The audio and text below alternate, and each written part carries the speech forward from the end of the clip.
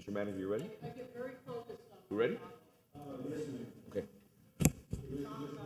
Mr. Clerk, how you doing? You ready? Are we live? Are we on or no? We're live, we're on. Recording in progress. All right. Thank you, Mayor, Commissioners. If I may, just 1 second, Mr. Manager.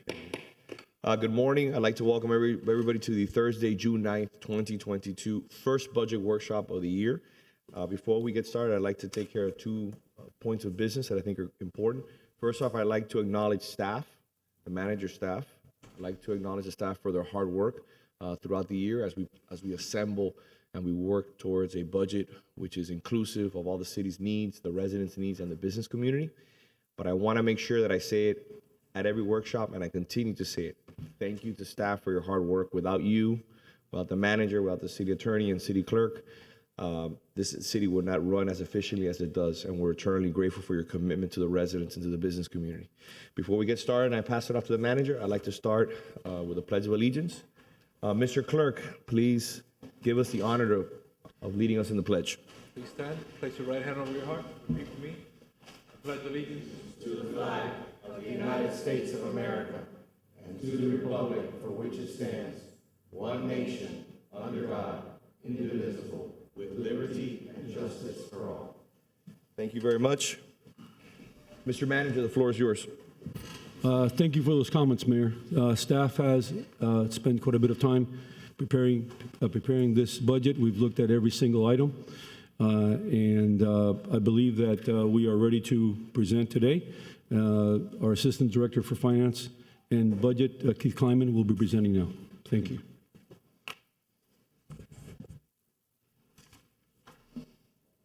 Keith, good morning. Yes, good morning. Good morning. You're joining us from Zoom, correct? Yes, I'm joining you from Zoom. It seems to be a little delayed here because I'm watching. My voice is not connected to my mouth here. Is everyone seeing me okay? Yes. And there's no delay. Oh, no delay. Okay, maybe it's just on my screen. Okay, so I'd like to extend the mayor's comments about thanks to staff to my personal staff budget. They do an excellent job, and honestly, I wouldn't be here with all this information today if it wasn't for them. And I would like to introduce Pedro Sanchez. He's our newest budget analyst. You can see him down there in the probably the front row. He comes to us with some good experience from other cities, and we look forward to a long career for Pedro here. Okay, now I'm going to share my screen, and I'd like to know if everybody can see it. Give me one moment.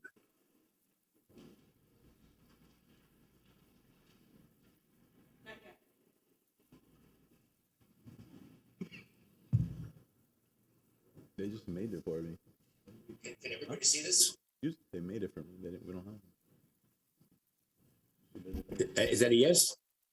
No, Keith, not yet. Are you running two different screens? Yeah, so I'm going to click on that one. There you go. Okay, how about now?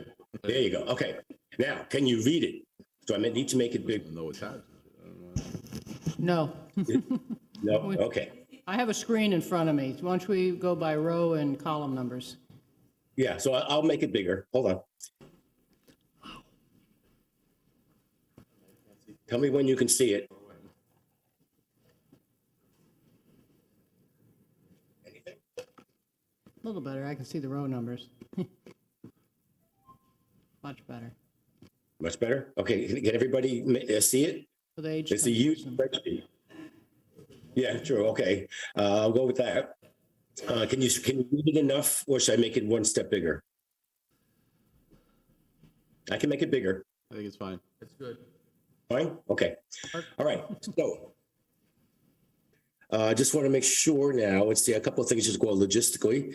The out year dates on the file that I sent everybody earlier this week had the wrong dates here. I've updated it. It should read 24, 25, 26, and 27. Okay, it started with 23, which is from last year's document. So the numbers are all correct, but it just the headings weren't fixed. Okay, just very quickly, I'm going to go over the recommendation process. What I do is, with my knowledge of the city and what it needs, I take the first stab at coming up with recommendations to bring to first Diana and then to Peter and Albert. So basically, I look at things that I feel from my point of view, the city absolutely needs, that it's not just a nice to have, but it's what the commission wants, it's what the residents want, and what, from my understanding, what the staff wants. Okay? Not that there are things here that aren't funded that are just nice to haves. We had to prioritize, and we have a good sum of money to spend this year. However, it's still not anywhere near the amount of the projects that were requested. Okay? Now, I'm sorry? No, please move forward. Sorry about that. Okay, so what I'm going to do right now, I'm going to hide columns H through K. Anyone has a question on any of the years, please let me know, and we can unhide. Just so we can see more of the spreadsheet. Keith, if you have a quick minute while we do this. Yeah. I think it was 2 or 3 commission meetings ago, I brought up to the commission and we had a good, healthy discussion about what could potentially be the increases in regards to property values across the board. I sent a memo to my colleagues in the commission. I think I copied you and your staff, along with the city manager and the ACM, talking about the numbers are pretty significant this year. We're looking at Coral Gables being potentially a 7.6% increase in property values. I understand you have to take into consideration homesteaded properties and a litany of other things, but that's a healthy increase, and I think next year is going to be even more. When you say we have money, can you drill down a little bit more? I mean, obviously, Yes. I know we have endless projects that we need to fund, but can you Yes. give me a little bit of an idea of what unencumbered monies we have available this year to put forth on projects? Yep, that was my next step. When I say unencumbered, I'm talking about, we have union contracts where we have increases, we have healthcare increases. Once you've taken all that out of the way, what money do we really have? Right. Okay, so here we go. So now if you take a look at row 5. Oh, I'm sorry, I'm on the wrong cell. Okay. And by the way, just before I forget, because I am home with COVID, I sometimes start coughing and stuff. I've asked IT to automatically mute me so that nobody gets uncomfortable. I'll unmute as soon as I'm ready. So just nobody worry about it. It's just, logistically, I don't want anyone to have to hear any of that. Okay, so general capital improvement. Can everyone see the text box? I'll go back. Can you all read that at all? I'm going to try and make it bigger again.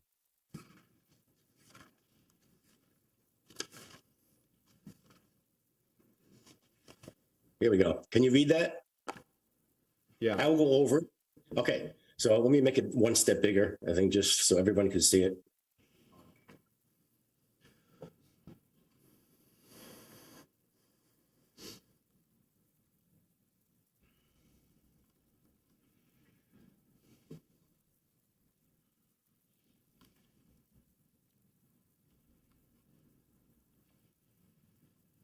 Okay, so this is the money that we have available in the general capital improvement, which is basically an extension of the general fund. Okay, so from FY22, as you know, we've been trying to increase our use of recurring money to cover capital. We use the matrices as the base amount of our goal, how we want to get there. And then later on, after that is reached, we still like to have additional money that is set aside for capital, for the more one-time projects. But having recurring money set aside for capital that does not infringe on the operating budget is definitely the way to go for financial stability in the future. So looking at FY22, we came in with 3 numbers there. It was $2.6 million that we had of recurring revenue. That was recovery, because in FY21, we had 0. Now, prior to that, in the FY20 budget, we had $3.4 million from recurring revenue going to cover the matrices. However, the matrices at that time were only totaling about 5.5. The matrices have grown to 6.6 right now. So this $2.6 million coming from FY22 is going against a larger number. So just keep that in mind. Now we are using from Art and Public Places. This is the art restoration matrix. which was approved by commission last year, and this is the second year of it. This is the second year of a large number going into FY24 and thereafter. It drops down to $50,000. This money, basically, we fronted money for FY22 and FY23. White Way Lights, that comes from Art and Public Places as well. That is the last piece of that project. The commission approved the use of 800 and change for FY22. This is the final piece that's needed to finish the project. Excuse me. $120,000 for the Gene Ward sculptures. This has been going on for a while. Catherine Cathers is available to talk to the commission about this. So as I said, I've talked to the commission before, that I've heard through the grapevine that these pieces of art were not popular. Okay, I talked to Catherine about it, and she says that's not true. So I don't know where to go from here, but right now it qualifies for Art Public Places. We've talked to her about that, and that's where the money would come from. But if there's any question, if anybody knows any reason why they don't want to fund this, now's the time to speak up, because we're going to be balancing the budget in the next 2 weeks. Okay, now for FY23.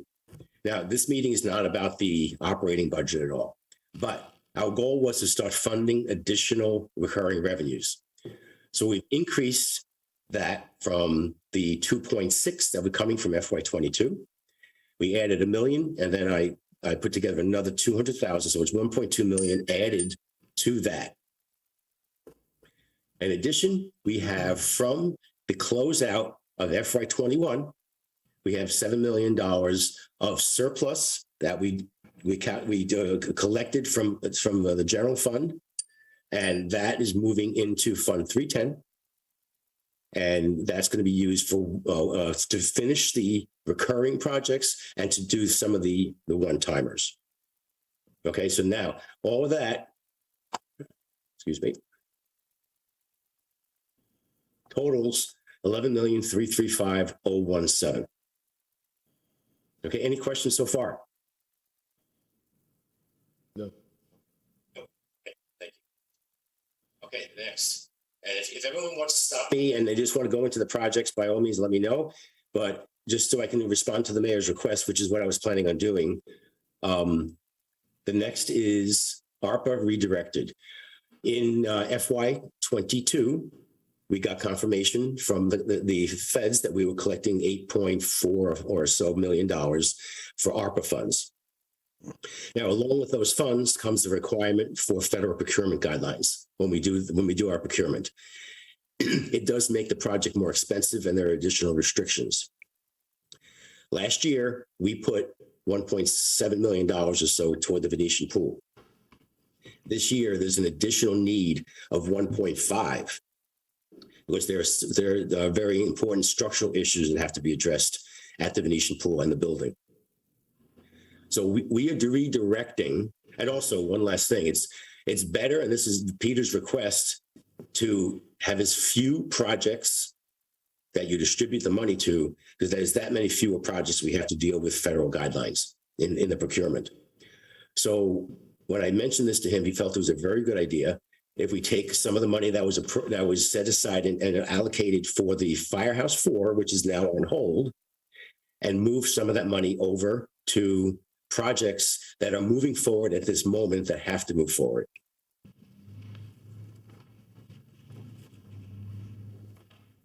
Okay, so that's the 2.338, and we'll go over what we're using that money for in a moment. Hard copy of that. We have 2 grants in the General Capital Improvement Fund, 375 for septic to sewer. Now, we cannot use any type of matching funds from the sewer fund. So we're using basically general fund dollars to cover that. We also got a grant for $750,000 for the gondola building. So that will be shown later on as we start going through the projects.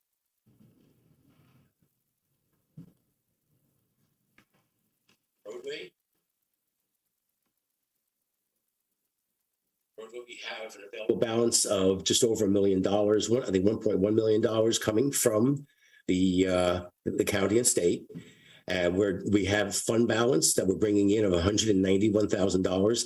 That's actually appropriated in FY22. We're sending it back to fund balance and pulling it out for FY23, and we'll show you how we apply it down below.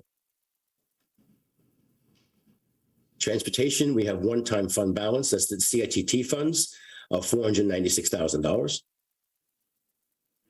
Stormwater, just over $5 million of revenue that we're projecting for capital, I should say, with a $500,000 grant.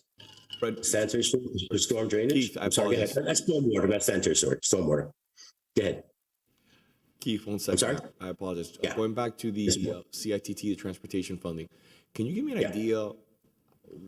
Has there been some growth on that, or are we seeing less money as a result of the gas tax declining? Or is No, that a- we or have is that a gotten some roadway? Is that a positive roadway? feedback. Yeah, we've roadway is honestly it's fairly level. I'm not seeing any increase so far in what they gave us on their estimates. Though honestly, we get the first estimates from the county, and they're always more conservative than what the state gives us. And that state estimate is not coming out until July. So typically after we've published the first book, we come back to you in September with additional roadway money. Now, for transportation, the CITT, we do not get an official estimate until the summer as well, typically the end of July. However, we hear through the grapevine that it's doing well, and we should get an increase, though I don't know how much. Okay. Okay? And I So asked you let's because I asked you because there are certain areas in the city, for example, after 9 years of requesting, for example, my neighborhood, we did the roads. It's been a long time coming, and I know that my colleagues have, along with the manager, can tell you probably some areas here, 4 or 5 areas that desperately need those type of roadway resurfacing projects. So Yes. Right. Okay. Yes. So just as a general rule, we rarely put CITT money toward capital projects. Only when we have some surplus do we do that, because our transit system usually takes the vast majority of it, if not all of it, and that would include freebie as well. Freebie, as you know, is quite an expensive luxury that we have. And it gets funded as much as possible from whatever's left of the CITT money after the trolley service. And then it is subsidized, if necessary, by parking. Okay. So we'll talk down below. You'll see what we have for resurfacing, sidewalks, traffic calming. We'll go over all those details in a moment. So as I said, stormwater, the revenue set aside for capital is just over $5 million. There is a $500,000 grant that was awarded for storm drainage. Sanitary sewer, we have $2.4 million set aside for capital, and there is a $500,000 grant for inflow and infiltration. Country Club, we did our projections, and I can't tell you that they're not wags. They're, wild ass guesses, excuse my French, but, we have nothing to go on. So Carolina and Fred did their to give us as conservative numbers as possible for revenues at the Country Club. We reviewed them, and we are confident that they're fairly conservative, and that in the essence, in the future, we actually will be making considerably more. But right now, we have to go as conservative as possible. So covering their operating budgets, which right now are vitally important to get that building off the ground, we are setting aside $1.1 million next year for capital. We are doing obviously some items this year right now, including addressing the pool and the inside of the building and structural issues. So we're doing that now. This 1.1 is unassigned as of this point to any particular project, but it's there in case capital funds are needed to stabilize the building and or any of the structures around the building. Now, during the year, if things go really, really well and revenues are coming in above, there's nothing to stop us from approaching the commission and doing a budget amendment to increase the capital budget just to fund more items. But we'll have to cross that when it happens. Okay, and moving on to the last fund is parking. The only thing they have available for capital is $90,000 of recurring funds. We are funding parking's capital requests from the General Capital Improvement Fund. And in the end, we'll move those funds over to the parking fund. But for visual right now, we're going to show you where the funds will be coming from. Okay, any questions so far? No. Nope. Okay. Then we're gonna start the process here.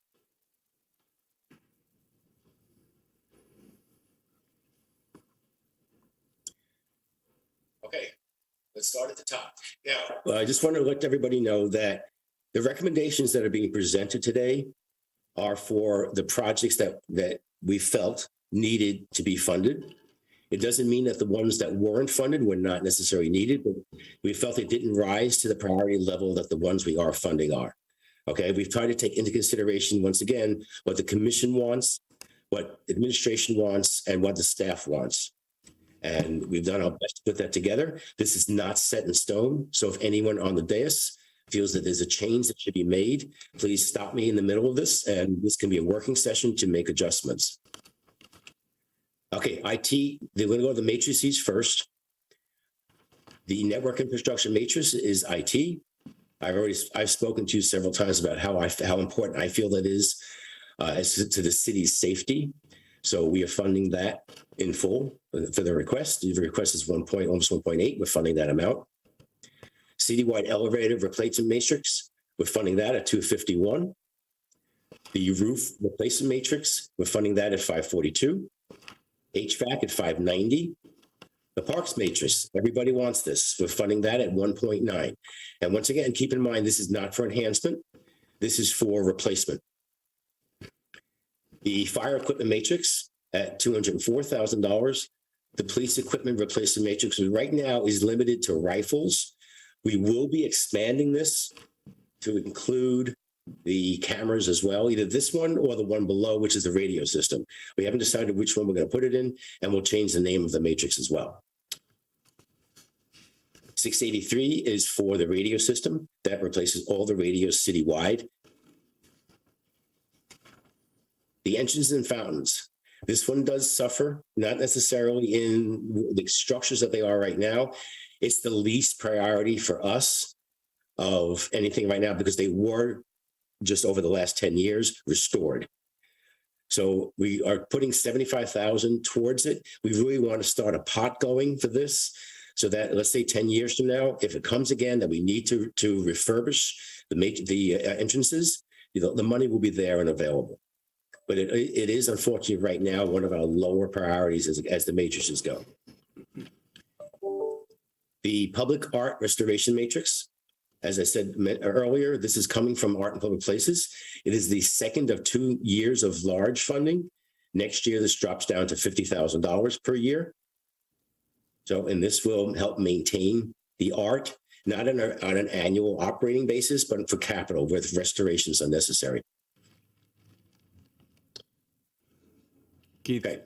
on the, Yes. if you could scroll back up just a little bit. Mm-hmm. I just had a question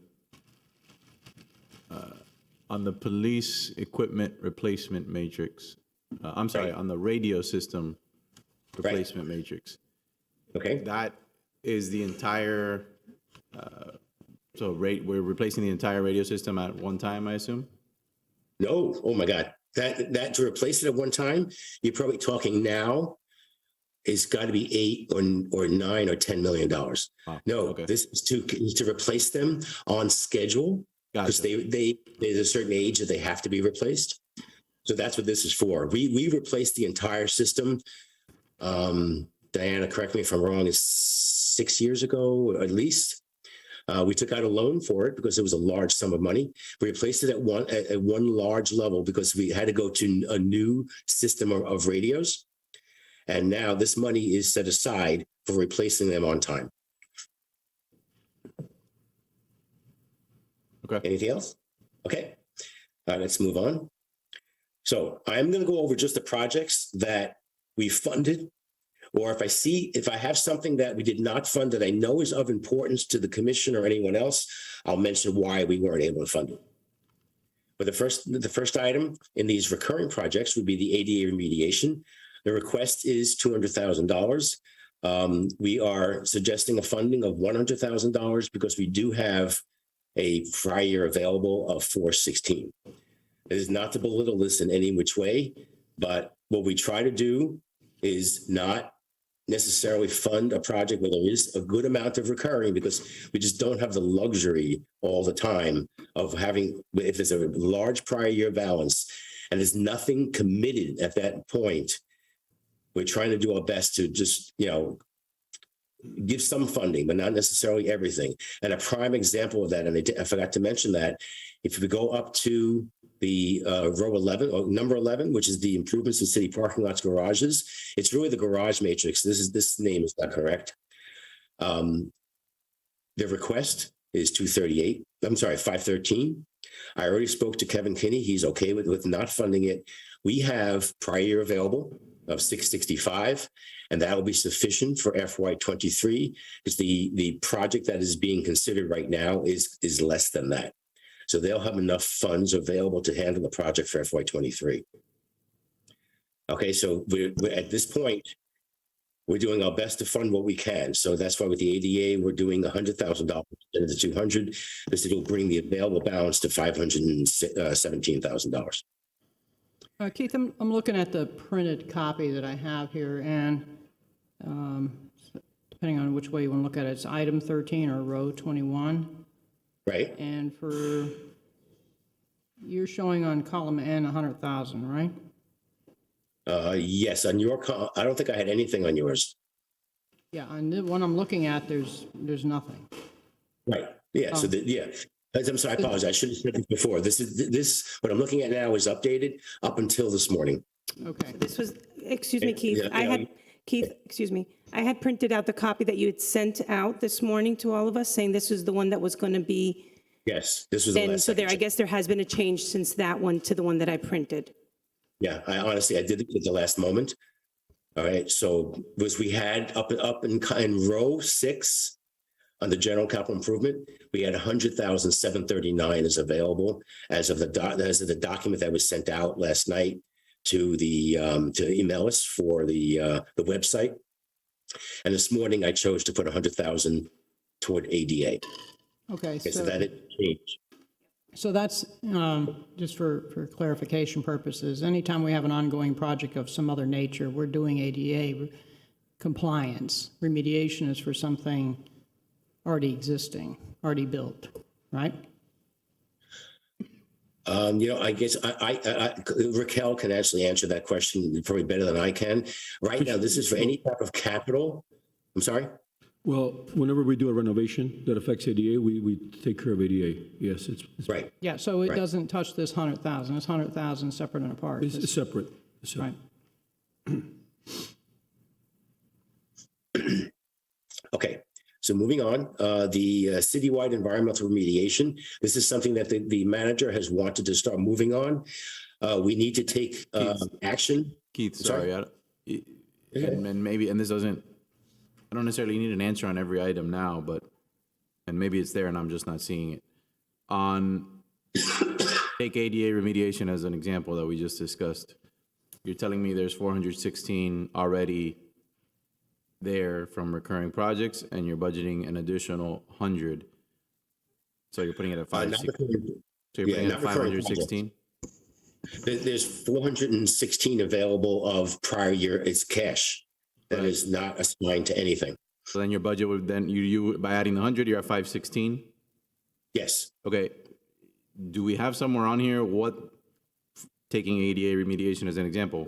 What did we spend last year? We can get that for you. I think that's something that would be really helpful when looking at a chart like this, because I don't have any context for right what we used last year on, and some things that are the types of projects that are, single event projects or, situations, but ADA remediation is an ongoing thing that we budget for. It'd be helpful to have a sense how much we spent. Okay, that's a very good suggestion. We will add that. We'll try, again, it's a huge spreadsheet, as you can see. No, I understand. Yeah, but right, no, it's a very good suggestion. We will do our best to add prior year expenditures and the immediate prior year expenditure if we can. We'll squeeze that in. That way, we can always hide it and just go back to it if a question is being asked. And one more suggestion, can you have like a grand total available? So like if you have the 416, 750 available plus the 100,000, then it's clear that there's a total of 516, 750 available? If we approve it, right? Yes, we can do that. By the way, Keith, in the larger packet that goes into each project individually, it says, and this is where I got very lucky, I literally flipped through it and happened to fall on the ADA remediation page. It says prior year expenses, 26,250. Does that sound right? Yeah, it could be. On page So 22. there is a ADA master plan. I believe that Raquel has all ready to go. So we have not had that high expenditures yet. We are collecting dollars because these type of projects cost a goodly amount of money. So again, if there are more specific questions, we can, if they're mentioned here, we will reach out to Raquel and get you an answer in writing after the meeting. It's hard to have any context for a lot of these items. Like, I think, again, we all agree that ADA remediation is an important thing, but I don't know how much we typically spend. If that number that Commissioner Forrest just referenced is even close to accurate, there's a significant amount still recurring and additional amount being budgeted. That's comes to a total that's much higher than what was spent last year, which may be fine, but the question is obviously why are we budgeting so much more? I think, Keith, if I may, I think that there is an ADA remediation plan, a mandate that we're working towards. Right. And that number is a large number of all the things that we need to do. So we've been accumulating funds in order to be able to satisfy those things as those facilities come due to be updated, and we must make the change at that time. So if we don't put the money aside, we won't have it at the time that a certain facility is due for another renovation, let's say, and then you must change it at that time. So we're accumulating the balances in this project for that mandate that we received a couple of years ago, I think. That is correct, Diana. Well, I mean, some of the projects cost a little more. As far as waiting for the need to renovate, that's not exactly how our ADA remediation works. But, we'll have to, budget in the time and expense and the appropriate time to do it. If we're putting in new sidewalks somewhere, I would expect them to be fully compliant, so we never need to do that remediation. Right. Now that we're doing the country club, the same thing should be happening. Same thing with Burger Bob's. It's going to be totally compliant. So some of that would come off the shelf of list of things to do. If we're There's doing a nothing that we're parking doing, garage. Commissioner, that requires ADA that we're not doing ADA on. So we're meeting ADA on every new project we do on new sidewalks. This was a settlement that was done with the DOJ, and we're in the process of Raquel has looked at the overall settlement. We have an overall plan. We've looked at ADA requirements, also best practice. We split it up between ADA, the ADA requirements and the best practices. And we're going to be, and we need to accumulate some funds to actually implement that project citywide, and which we will be doing. Right, no, I just don't want the disabled community to just think we're just going to wait until something needs to be renovated. No. To do these that- remediations. There is, every new project that we do is ADA compatible. Right. And that's planned as part of that particular project. This is to really accumulate enough funds to do a kind of meet that DOJ requirement and do it on a larger scale. If you do very, very small things at one time, they tend to be quite expensive. But this has nothing to do with the projects that we're doing, which we make sure that everything complies with ADA. That DOJ study looked at ADA requirements and also best practice requirements, looked at both. I understand. I understand. I was aware of the lawsuit. I just didn't want the wrong message to get out to individuals that are disabled. Yeah, so just let me make it clear that the projects that Peter's referring to, ADA is built into those projects and paid from those projects. We do not charge this project. Right. So yes, you're not going to see a lot of expenses going on right now, but ADA is not being disregarded or ignored. Every new project, like Peter says, is being brought up with ADA standards. For instance, not being when we did the complete renovation of 427, all the ADA compliance, we have an ADA elevator, accessibility, everything has been complied with as part of that particular project. Right. It's no longer these funds, we're accumulating these funds for that DOJ settlement. Right. Right. Right. Okay. Anyway, these are great questions. I do appreciate them. Okay. The environmental remediation, we have to start the cleaning up of the site over the public works site. And we need that land. And Peter can go into details as to why there's an immediate need for that land for storm refuse. Peter, you want to take that on that a little bit? This is a site on 72nd Avenue. It needs to be remediated. It has a lot of ash and a lot of issues from the prior work that was happening there when really things were there was a smokestack, things were being burned and so forth. And it's about 1.6, 1.7 acres. We are currently not using it because of the contamination, and I do think that it's a very valuable site. It's off of 79th Avenue. It's IU3, Industrial 3, the highest rating from an industrial perspective. And we have not been able to use it. We could have used it extremely well during Irma, but we need about $1.5 million to $2 million to remediate the site. We attempted to get funding for that this year. We didn't. That's one of the ones we didn't get. We didn't get it, or we didn't get it. No, that's one of the items that fell. We have tried. Yes. We tried. I mean, I remember Commissioner Forrest. We tried to explain on multiple occasions to our state leaders what's the importance of this property and why we need to remediate it. And it's not only an environmental issue, but it's also an issue, an opportunity for us potentially during a hurricane to not have to stage in one of our parks or in one of the facilities, which again are a little bit more cumbersome than this piece of property. This is an important piece of property, not only for its financial value to the city, but also to give us a little bit more nimbleness in regards to natural disasters. So I was kind of disappointed we didn't get the funding because it's an environmental need for us. But we'll try again. It's a very useful site, Mayor, as you just mentioned. It's also a very valuable site. Yep. And it's a shame not to be using it right now. And we do need the need. We have the need right now. As you know, we lost the secondary site that we had. It was sold. Yep. So it's even becoming more and more needed as we go along. But it needs to be restored. We can't really use it as the way it is right now. Okay. So that we are funding that at 100% of the request, 184. Next one, it actually pains me that we can't fund the full amount. They do have a balance of 187 from prior year available. We're offering for next year $75,000. I try my best to do something with this. I know how important it is to a lot of people. We feel from our point of view, it's not as important as some of the other projects on this list. And we'll take whatever feedback we can from anybody on this one. However, Keith, I think we're going to try to fund that as much as we can.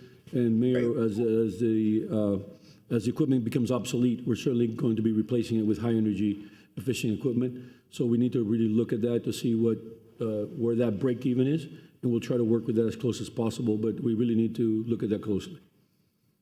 I mean, not only is it important again for environmental reasons, but I think it's important financially. The less water and electricity we spend in the long term, it just returns money into our pockets. So it is. We've been doing enough things that I think we are now at that break-even point, and we'll be making sure that we maintain that break-even point.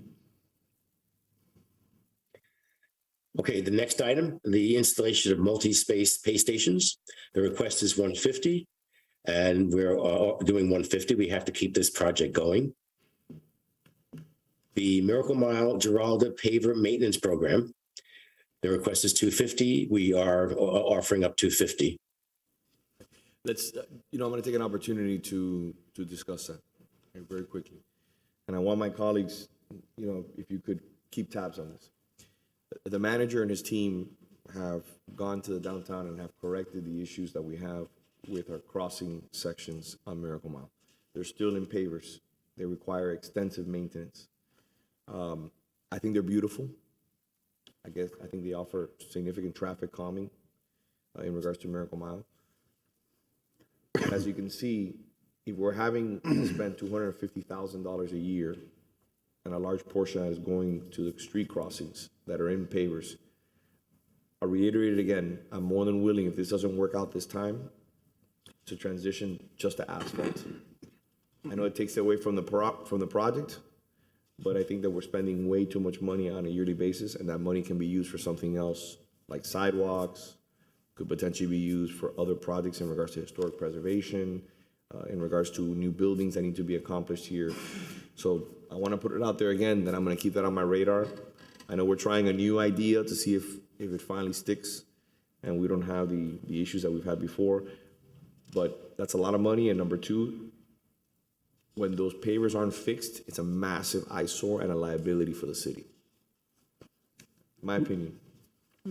I mean, I agree that that it's a liability. I think that the material that was chosen wasn't suitable for the weight of trucks and the amount of traffic that Coral Way Miracle Mile gets.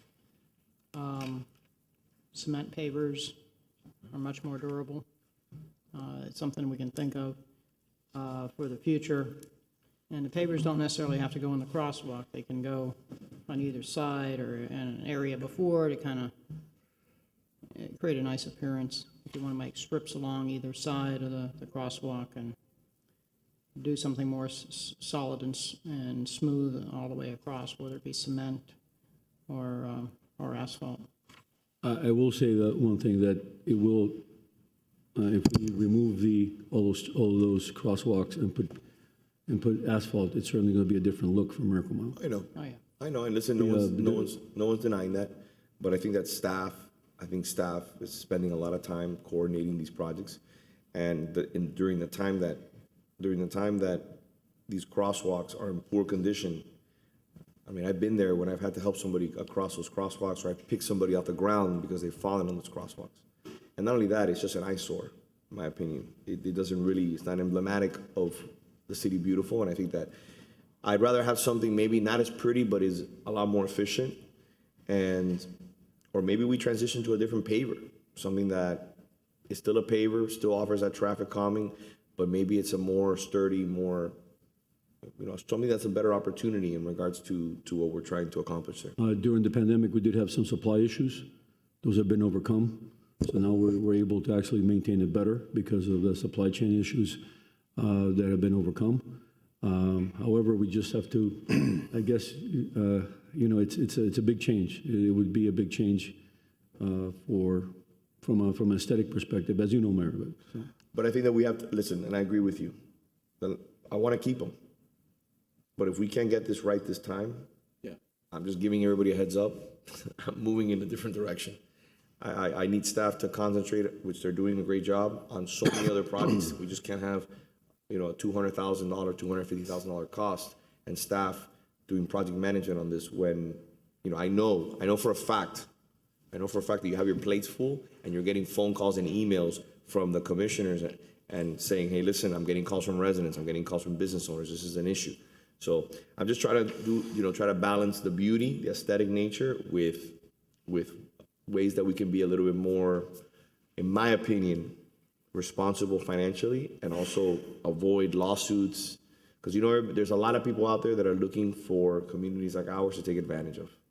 And when those pavers are in tough shape in certain areas, for an older person or for a disabled person, it's very difficult, very difficult. Fortunately, Mayor, we've been resupplied as far as that's concerned, so hopefully we will maintain it at a very high level. We're trying different techniques. It is a brittle material, so we're trying different techniques to see how we can get a better life of the paver. Commissioner? I just want to add that, unfortunately, for many, many years, I've seen projects, things that we do as a city, not now, but going back some years, that are, like you said, aesthetically beautiful, but not practical. And if you ask residents, or residents approach you, like you said, 9 out of 10 times, they're not saying, oh, we love the crosswalk pavers. 9 out of 10 times they're saying, those crosswalk pavers are a problem. I fell. There's a condo unit on Andalusia near Barnes and Noble, and I had a lot of the residents that live there reach out to me. I think we did some work on Galliano and the Miracle Mile area, and they're concerned. So hopefully we can find that balance where we keep it aesthetically attractive, but at the same time, having one of our residents injured, that isn't aesthetically or in any way something that we want to, say, pursue.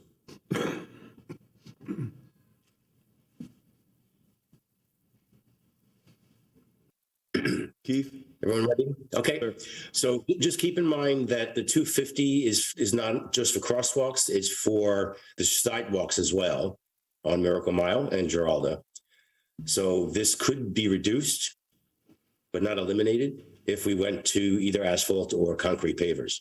So we have to think about that also as we're considering the process for going forward. Okay, purchase of land. I know, Mayor, this is very near and dear to your heart. We're doing our best to put some money towards it. Excuse me. So we're offering $300,000 toward that pot. How much do we have in the account right now, if you don't mind me asking, Keith? So we have the timing hasn't hit yet. There's the item that the land that was just purchased hasn't hit the books yet.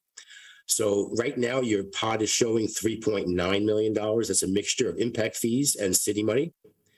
But take off the $750 for the purchase of that lot. You should have around 3.2 left. Okay. And I'm going to bring that topic up a little later on as we go further down this listing. So that's what's available right now in the land purchase project. Okay, if I can, just 1 second, I want to take this opportunity. We're in the sunshine. So again, in full transparency, this is the neighborhood that I live in, okay? When you look at 8th Street, you look at Coral Way, when you see what this commission has done on 37th Avenue and Ponce with the purchase of that land, when I mentioned Coral Way, I mentioned other areas on the east and west side of the city. We have the opportunity now with the University of Miami on 57th Avenue and Ponce, where they're going to obviously do something new, and we've been in discussions with them, and they're a team player, and they want to have a nice entrance feature, welcome to the city of Coral Gables. There's 2 areas that are missing, in my opinion, some sort of entrance feature. Bird Road and Miller, we've talked about it.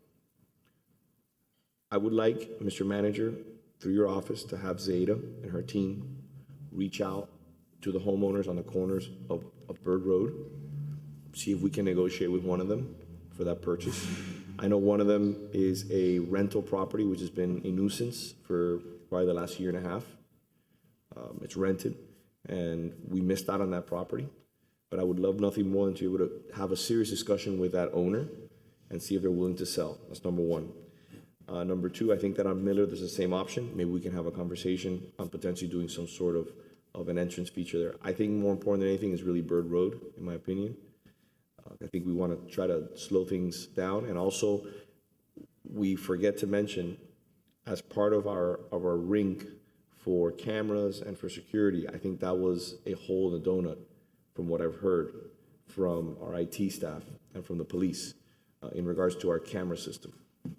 So if we could look into that, if you would be so kind, I think that's something that to me is critically important for the next year, to try to at least land one of those sites, either the Miller site or the Bird Road. And if my colleagues have any other areas that they feel that are just as important, for example, as 37th Avenue, which we were able to get the most northern piece of property in the city, please, this is why Vice Mayor Mena and myself wrote this piece of legislation, so we can have the money to buy these pieces of property and in perpetuity continue to enhance on Merrick's vision in regards to the entrance features. That's why we built and we made another, we have 31 of them, 30, what do you call them? or not organizations, but Planning and Zoning Board, Historic Boards, excuse me. That's why we put together the entrance feature board, so that we can have these type of discussions. So I want my colleagues to please speak to the manager, and I would love for Zeta to see if we can start working on reaching out to those two areas to see if there's anybody that's interested in potentially doing something. Mayor, as you mentioned, Bird Road has also safety implications. So, Yes. I'll have the asset manager keep track of that and see what we can do. Again, Bird Road, I don't live next to Bird Road, I live next to Miller, but Bird Road is the priority for me. It's a priority for me. I would agree that, you know, the face of our city is right there, and, I mean, I know the Landmark Board would be very happy to take that on as a project. Yeah, I think it'd be nice. I think it'd be something great. So if we could make that a priority, I'd appreciate that. Thank you. On that same sort of topic, earlier on, Keith, you mentioned that there had been a request for $150,000 on entrances and fountains refurbishment, and we're only funding 75. Again, just to kind of have context, I'm assuming that means we are or aren't going to be able to do certain entrance features. So we need to understand, because it's not a huge sum of money, but if it's the difference between being able to refurbish an entrance feature or not this year, I'd rather get that done. Yeah, no, this is actually, this matrix was just to start collecting funds. It's capital. Our facilities, general services, they maintain on a regular basis. They do most of the maintenance of it that keeps it up, which was never being done years back. That's why the fountains and entrances got to the point where they were. So we spent, I think, close to $1.8 million to refurbish everything. The goal here is just to put money aside for the future for refurbish. There's nothing, this 152 is not eyeballed for anything in particular. It's just to start putting money away. And basically we looked at what the past costs were to refurbish it. And we came up with I don't remember what the useful life is, but that's how the matrix works. And it comes out to about $150,000 a year that we would want to put away. So we have a good amount of money set aside, like for 10, 15 years from now, when honestly, they're going to have to be looked at again to update them. So in answer to your question, there's nothing eyeballing this money. There's no direct request for a project. Okay. Okay, I mean, not to beat a dead horse, but I guess it goes back to my prior comment. It'd be helpful to see I'm assuming we spent some sum of money this last year on, entrance feature maintenance. Maybe it was insignificant, maybe it wasn't, I don't know. But I'm assuming every year we're having to deal with issues or unexpected issues relating to certain entrance features. Yes. Yeah. So again, the maintenance, anything that's operating, if it's a capital improvement or a major repair, it would come out of this fund. You can see there's a prior year available of 7,000 and change. That tells me, without even looking at anything else, that there was a much larger number there to begin with. And I know for a fact they have spent money here on some of the entrances and fountains. There aren't that many that were not addressed during the major repair and renovation that was done 5 or 6 years ago, 6 to 8 years ago, maybe. So yes, to answer your question, there have been some, and we will. Matter of fact, we will have this spreadsheet improved for the next go around, which will be the first hearing. Yeah, again, because I hear you on, you're just setting money aside, but, if I'm going to cut or turn down half of the request, I just want to know what the import of that is. If we spent, hypothetically, $150,000 last year doing this type of stuff, I don't know that we did or didn't. I'm just asking the question.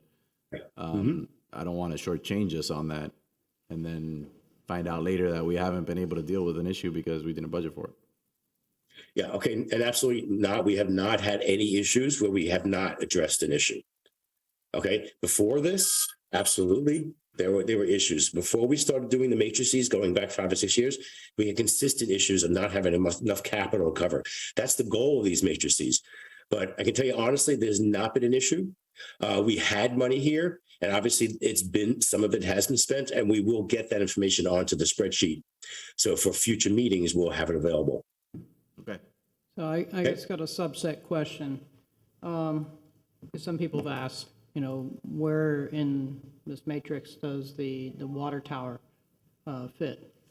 Is it in one of these categories? No, the water tower is down below. We will get to that. All right. Yeah, that's on one of the one-time projects below. Okay. We were at the paver program. So, oh no, purchase of land, we just dealt with that. So bridges and repairs, they're asking for 100. Again, it's not for anything specific. It's just to have money available in case something is needed. We're suggesting 50,000 at this point. The channel marker upgrade, they're collecting funds. We typically have been funding this 15,000 a year. We have not spent some of the money. We have available balance, nearly $120,000. At this point, we're going to not fund it for FY23, and we'll hopefully continue funding it thereafter. The citywide alleyway paving program. We would like, no one is requesting this. Basically, we put these numbers on the table of $200,000 to start, again, to put money in there as a recurring available dollar amount to tackle the repaving of alleyways. They have an available balance of $245, and I am sure that our transportation division over in Public Works has a plan on spending this. But right now, we look at alleyways as not as high a priority as some of the other right-of-ways that we will be funding with much larger numbers. And again, nothing is set in stone here. If one of the members of the dais wants to make a change or a suggestion, we can start including something, which means we just have to take it from something else. Okay, street resurfacing.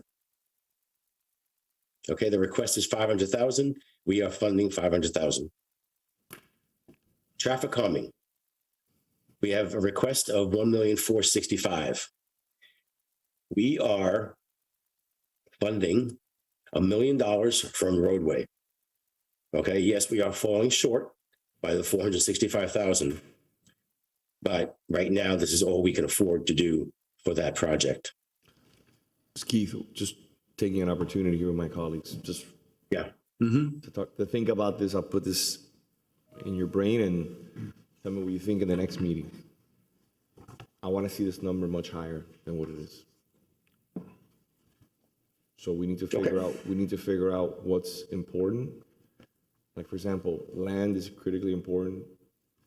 Those 300,000, I would love to see 500, but that's something that I'm willing to put on the chopping block this year because we do have a revenue stream.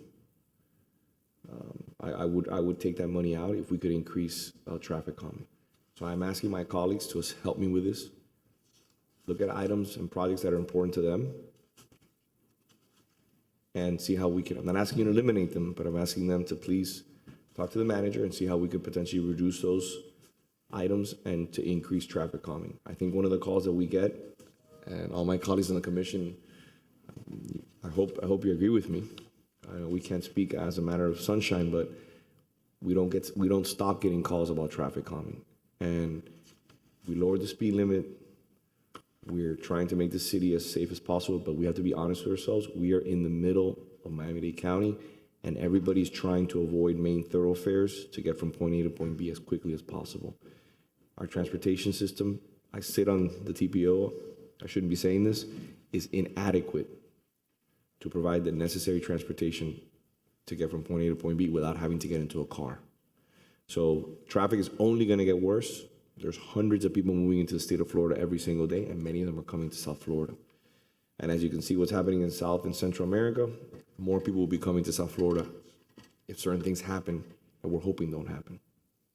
No, so this is like one of my top issues that I would love to see it as funded as much as possible, because this is a tangible improvement that somebody can see in their neighborhood, and we can say, look, we tried to make your neighborhood as safe as possible for you to go out and bicycle and walk and traverse the city, but let's make sure that people who are coming to the city of Coral Gables who are not residents, because I know that every single person on this dais who lives in this community doesn't speed through neighborhoods.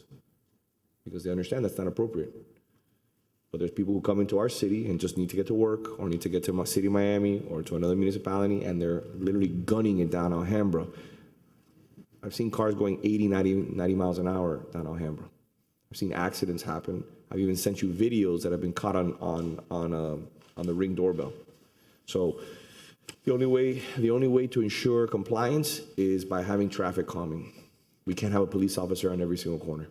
And I'm willing to consider that. My only thing is, Just a thought. Just thinking about it. no, I basically agree with everything you said. My only question is, does the city staff have the bandwidth Great to point. execute on the money. traffic calming associated with those additional funds? Because you have basically 1.8 million already prior year available. And so, I can, even if I put more money in, but you tell me, well, in a given year, I can only deliver on $600,000, I'm making up numbers, worth of traffic calming. So that's what I need to understand. So we actually started the program on earnest on February. We had a transition, an old contractor to a new one, and we're working through those.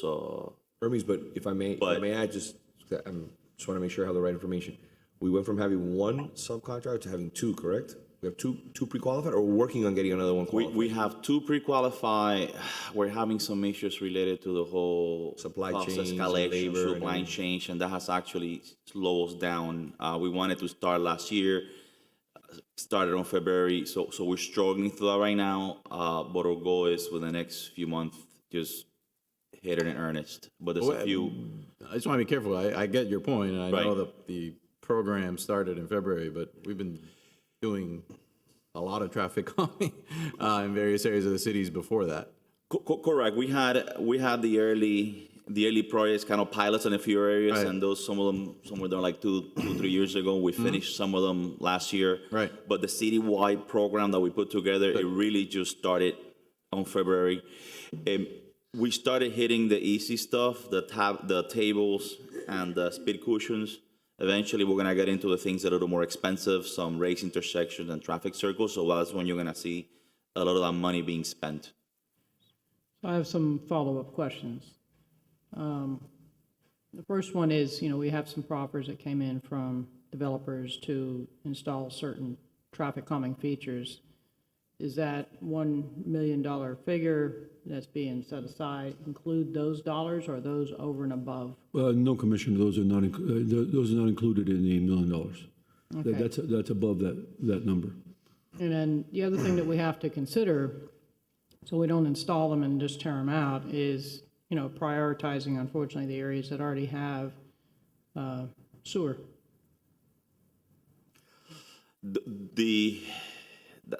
That's a little difficult, because then that It means is. that It is. most of the areas that we have sewer are down south, even though we have some of the central core. The way we developed this program, we divided the city up in zones. Yeah. And we started with zone 1, and we really started north through south.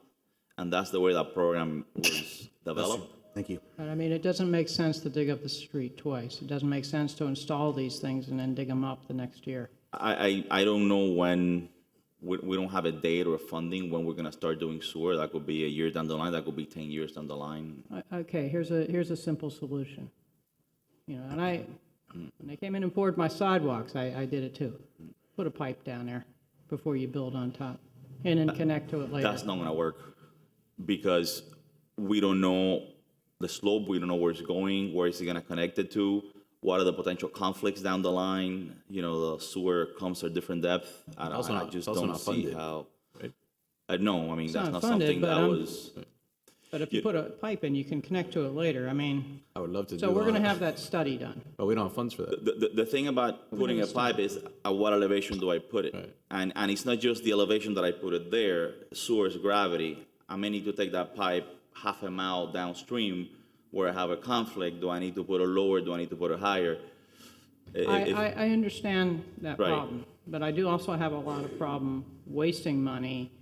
We need to get the septic to sewer plan going, determine what slope it's gonna be at, and if you can put the traffic calming in on top of it and stage that pipe at the slope it needs to be, then do it then. So we got a septic to sewer grant right now. It just got approved. We still have to go through the process where that's going to be, I'm not sure the commission may need to accept it. We got a consultant. It's gonna be probably at least a year before we have some kind of a master plan, and then after that, a septic to sewer will have to be funded. So if the direction that we get from the commission is that we're not gonna do traffic calming areas where there's no sewer, then we're just gonna have to put a stop on that for the time being, because we won't have any answers to this for another. And a master plan is a master plan. A master plan is not a design. It doesn't get to the level of what are my conflicts and at what depth do I put the pipe in. So we really won't have the answer to that question until we get into the actual designs for the specific basin. So you may be talking about many years down the line. So let me ask the question differently. Are you going to be able to biodirectionally drill it underneath the traffic calming, or are we going to end up tearing up the traffic calming, spending the money twice? The direction of drilling a gravity pipe, that will probably be more expensive than just replacing the beauty about what we're doing, most of this traffic calming through pavers. So if you at some point down the line have to cut Take them through, out and put them back, right? you could remove the pavers, you could cut the concrete, put it through and patch it up. Right. You put the pavers up, you don't see the cut. So in some areas, there may be some costs associated with restoring them, but it won't be necessarily everything from scratch. But if that's the direction that you guys want to go, then we need to rethink the whole program altogether. If I thought septic to sewer conversion in these spaces was imminent, I would totally agree. Well, there's some neighborhoods that are just a block away, Right. and they've asked, what would it cost me to hook up? We don't even have that answer. And a lot of this is right here in the North Gables. A lot of it's already, been converted. They're just a block away from the pipe. But I'll give you an Also, example. I just want to be clear, because we've been talking about this for a long time now, this traffic calming program. We've already stuck our neck out and promised that we're going to deliver traffic calming. We have the zones. I talk to residents all the time. I open up the map that you guys have and I say, look, Right. you've got already in the plan a traffic calming thing on your street. It's coming, this is the plan. And that's the now direction pull we're going back on by. that and say, well, we're going to, I understand the point. I get it. I I don't wish wanna we were pull- doing septic to sewer tomorrow and we could do it in a chronological order, but we don't know if we're 10 plus years away from doing that. We don't. And I will give you an Well, example. most of the sections where you have the greatest need, and you can do this with an elevation map. It's not rocket science. If you look at sixth level of sea level rise, you'll see pink areas all over, mostly the South Gables. And the South Gables is where the traffic calming is scheduled to go in last. Sure. So you can coordinate that particular one. In the meantime, traffic calming's near and dear to my heart. Commissioner, if I may say, dealing with sanitary sewers is quite difficult because a good percentage of it is dealt with through gravity. Gravity means you have to have a certain amount of flow. I totally comprehend. Slopes of pipes, the slopes of pipes that we have in South Florida is not great because we don't have very, very high ground. So it's very tedious. So you have to do really beyond a study, but also a sanitary sewer layout to look at what can be done in gravity. And then that's all fed to a pump station, which then goes through a force main and goes back. I completely understand that. I those live are very difficult behind grading. It's very a difficult grading. sewer treatment plant, and I completely understand that. But somehow the county got a pipe dug in on South Alhambra, and we weren't notified. We weren't able to get anything done there. If we had been prepared and had the elevations, you could have torn up the street once, not twice. We need to get our dance steps moving in order to make this happen. In the meantime, I've seen you put in temporary traffic calming measures on some streets. Okay? You had Biltmore Drive down between around University of Miami and so forth. If we're close to putting in the gravity sewer pipe, that might be an interim measure, at least to provide people some relief. I want the traffic calming done yesterday. Right. I mean, I'm the one that brought up potentially making it part of the referendum and the parks program to get it done because it is such a high priority on people. But they also don't want to see their streets dug up twice. So we need to balance this and get this program moving. Right. Thank you. Let me just mention one thing, we're on traffic calming, that as the more traffic calming we put in, and I think we have an appropriate, probably an appropriate amount, that we can affect very seriously response times. And that's something that we have to judge. And I have Chief De La Rosa here, and I'm working with Chief De La Rosa and also with Chief Hudak to make sure that we balance that traffic calming with the response times. So we want to make sure that we don't, especially in our collectors and areas like that where we might have some issues. So, again, taking advantage of the sunshine, I know this is not related to the budget, but to my fellow colleagues on the commission, I'm willing to write a piece of legislation and have everyone co-sponsor it, where anybody who brings a development project to the city for approval before the commission, even if it's as of right, has to install traffic calming around their project. I'm more than willing to write that. I'll be the fall guy on it if you want. It's not a problem. I'd be happy to co-sponsor. I'm perfectly available and willing to do that. Madam City Attorney, will you please help us sponsor a piece of legislation requiring traffic calming with the guidance and leadership of staff and the city manager to ensure that the person who's coming, or the developer or applicant that's coming to the city, is well aware of the standards at the beginning, not at the end? Because what we end up doing is we end up basically requiring it as we negotiate on the floor. Requiring traffic calming for all projects. Yep. For all development projects. Mm-hmm. All development projects. As long, and to make sure that they're aware, and this is something that we're not proffering or requiring a proffer basically on the commission floor on second or first reading. I want to see what they're willing to offer from the beginning of the project. Moving forward, this is important. So I know it's important to everybody in the commission in regards to traffic calming. I would love to hear their opinions as we move forward. Yeah, I'm willing to give something that's very near and dear to my heart, which is I'm still not sure if I got a clear answer, and I'll leave it for next time, but what I would want to know before committing to additional dollars towards this, because I'm more than willing to do it, is that it's going to lead to us delivering on more traffic calming more quickly. If it's not, if it's just going to go into a matrix, if you will, and get used 5 years later, then I don't know that we want to cut it now. So and the vice mayor is completely correct. And this is why I mentioned the issue of 1, 2, or 3 companies that have been vetted through a process. They've been pre-approved, and we have a budget set for every single different type of traffic calming that's being potentially offered here in the city. And Have that yet or no? Yes, Mayor. And I think what the Public Works Director is discussing, that we are having issues with these excuse me, continuing service, with some of these are continuing services contractors meeting the costs, asphalt, pavers, et cetera. So that's a problem that we're having, is that some of those unit prices now cannot be met. Yeah. And that's what we're discussing. As you know, And they're also struggling hiring people.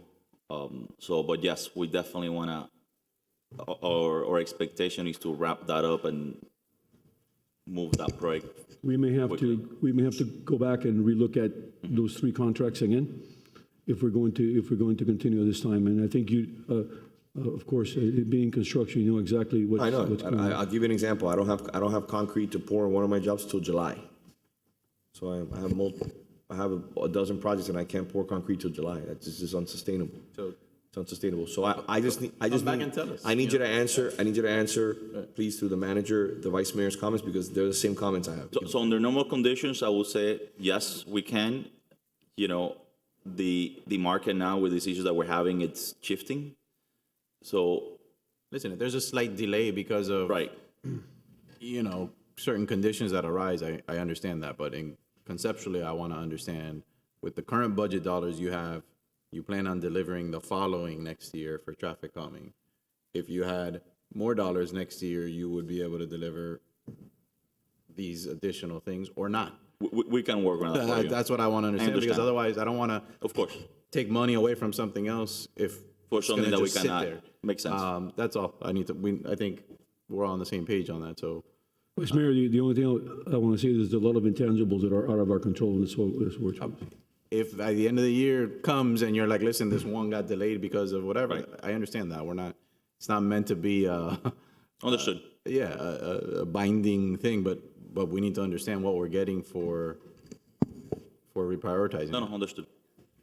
What's the timing between the possible legislation and the information?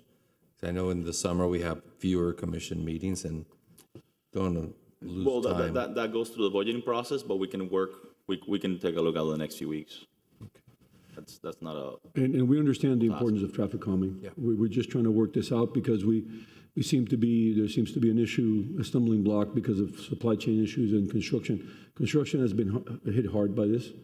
And I'm sure, and the mayor knows, we've been discussing certain projects and just one problem after another. We've had to use 5 different concrete companies, certify 5 different concrete companies on Garage 7 to be able to get certified mixes on 5 different companies just to get concrete. So it's been very difficult dealing with this, and that's what Public Works Director is talking about. So we may have to renegotiate some of our contracts. We are looking at that right now and seeing how best we can move forward. But Vice Mayor, we'll try to give you the best answer we can. Thank you. I didn't want to interrupt the discussion regarding traffic calming. Obviously, I think it's the number one issue we hear about the most, at least from my perspective. But you reminded me when we were mentioning city manager response times and construction. What's going on with Firehouse 4? That's another question I had. In other words, what's the funding snapshot on that? And The what's, costs have gone up substantially. yeah. Substantially, similar to what happened on the mobility hub. And so our budget's over by over $3 million. And so we're looking at maybe holding off construction on that. The plans right now are being processed through the city and through the outside agencies. So that project will shortly be ready, will be literally shovel ready. The problem is the actual funding that we've had. The prices have gone up astronomically. So let me just give you a little quick snapshot. This is something that, since you're asking for it, so people understand of what's happening in our industry. And the manager and I had a long conversation last night, around 8:30 or so when we spoke, and we talked about projects and funding of projects. So there's 3 main projects that right now, the funding is not available as a result of the magnitude of the construction project. Number 1 is City Hall. Number 2 is obviously Firehouse 4, and number 3 is the mobility hub. The mobility hub. The numbers have gone through the roof. Unless you raise taxes, there's no way to get the money. Let's be honest with ourselves. Construction costs right now, when you call subcontractors, they're literally giving you a price, and they're escalating those prices after profit and general conditions to the tune of 25 to 40%. Why is that? Many of them signed contracts for projects about a year ago, or a year and a half ago, that they saw those projects, they ended up losing money on those projects as a result of all the cost escalations in regards to the material, conduit, lighting, glazing, wood, framing, concrete, aggregate materials. When the subcontractor went to buy it, the prices had gone up 30, 40%, blowing the contracts they had signed with the construction companies, and the construction company had signed subsequently with the developers or the cities or municipalities, whoever they're dealing with. So to make a long story short, now you're seeing subcontractors basically elevating and escalating their projects 30%, 40% because of the fear of the cost going up over the next year. Can you blame them? So we're having to negotiate and grind down on every single line item and break it down to a point where we're trying to put contingencies in place just in case for price escalations so that they don't give us these overinflated prices. Very difficult, and a lot of them are very fearful, especially after what happened to them in the last year. And the manager will tell you about price escalations where they basically told us, look, we told you we were going to pay $100 a yard for concrete. Concrete is 20% more expensive as a result of gas going up, shortages, manpower, and a litany of other things that we're dealing with as a result of COVID and the current economic state of this country. And Mayor, you have a lot more flexibility in the private sector than we do in negotiating contracts in the public sector. So, it's very difficult right now. I've had to, just to give you an example, I've had to go back on a project where my shell contractor is short. He didn't order the block, for example, 6 months after he negotiated his contract. I've had to split the loss with him and the developer on the project, and it's a school that we're building. The developer paid 50% of the escalation. I paid 50% of the escalation out of my profit. So this is happening across the board to every single entity in construction. So I don't know how we're gonna get the funding for the mobility hub. Obviously, that's why I'm going up now on Monday for a flood conference, but also to meet with our federal leaders in an effort to try to find funding, infrastructure money for that project. So I don't foresee the firehouse or the mobility hub or City Hall being done in 2022, 2023. It's just feasibly, the money's not there. The mobility hub plans are currently going through permitting and outside agencies. Firehouse 4 is the same. We need to look to see what we're going to do with this building. We've stabilized the building by doing the roof. However, we do need probably $10 to $15 million. That was the initial budget for restoration of the building. We were looking at maybe consolidating a bond issue with the mobility hub at that time to get both projects done. Right now, that's not in the cards. So we are in very interesting times in construction. Mr. Vice, what are you thinking? Tell me. What's on your mind? I accept the explanation. However, the firehouse is not the scale and size of project as the mobility hub. So whatever overruns they are, I'm hearing you just said $3 million. I'll accept that at face value. We're spending money on plans for the mobility hub now to then wait and see when we can deliver on it, which was a decision that we made. I voted for it. But then I'm hearing we're not going to deliver on the firehouse because we don't have $3 million. I could have delivered on the firehouse, waited on the plans over here. So to me, we should be able to deliver on the firehouse. I appreciate and understand what the mayor and the city managers just described, but one, we did the project because we said it was a life safety issue. So it needs to be a priority. Two, again, this is not, I get that it's expensive, but it's not a $60 million project. No, it's not. What are we looking at right now? What are we looking at? Sorry. Looking at about 8.3 million versus 4.5, about 5 million. Which that escalation is crazy to me. I'm accepting what you guys are telling me. The problem, and I'll tell you why. The problem with firehouses, and our chief and his team is here. The firehouses per square foot are some of the most expensive construction you can build. Not because of the structure in itself, it's because the components that go into the building. I built fire stations. I built a fire station in Sunny Isles for City of Sunny Isles. And when we looked at the numbers and we did its construction management at risk, and we all open book, so the client sees all the numbers. There's no hiding any number. When you look at the number per square foot per price, it's stratospheric when you compare it to, let's say, a mid-rise building. When you compare it to any other type of construction, because of the components. A lot goes into that building, yes, Mayor. A lot goes into the building. But just to answer your question, Vice Mayor, we were already committed to those plans because we started with the mobility hub before things got completely out of whack. Oh, I understand. So it wasn't. And I'm not trying to pin it only on the mobility hub. I just use that as an example. There's a lot of monies in this budget and past budgets. I'm just saying, I'm not willing to say I'm going to push the firehouse out into the future on,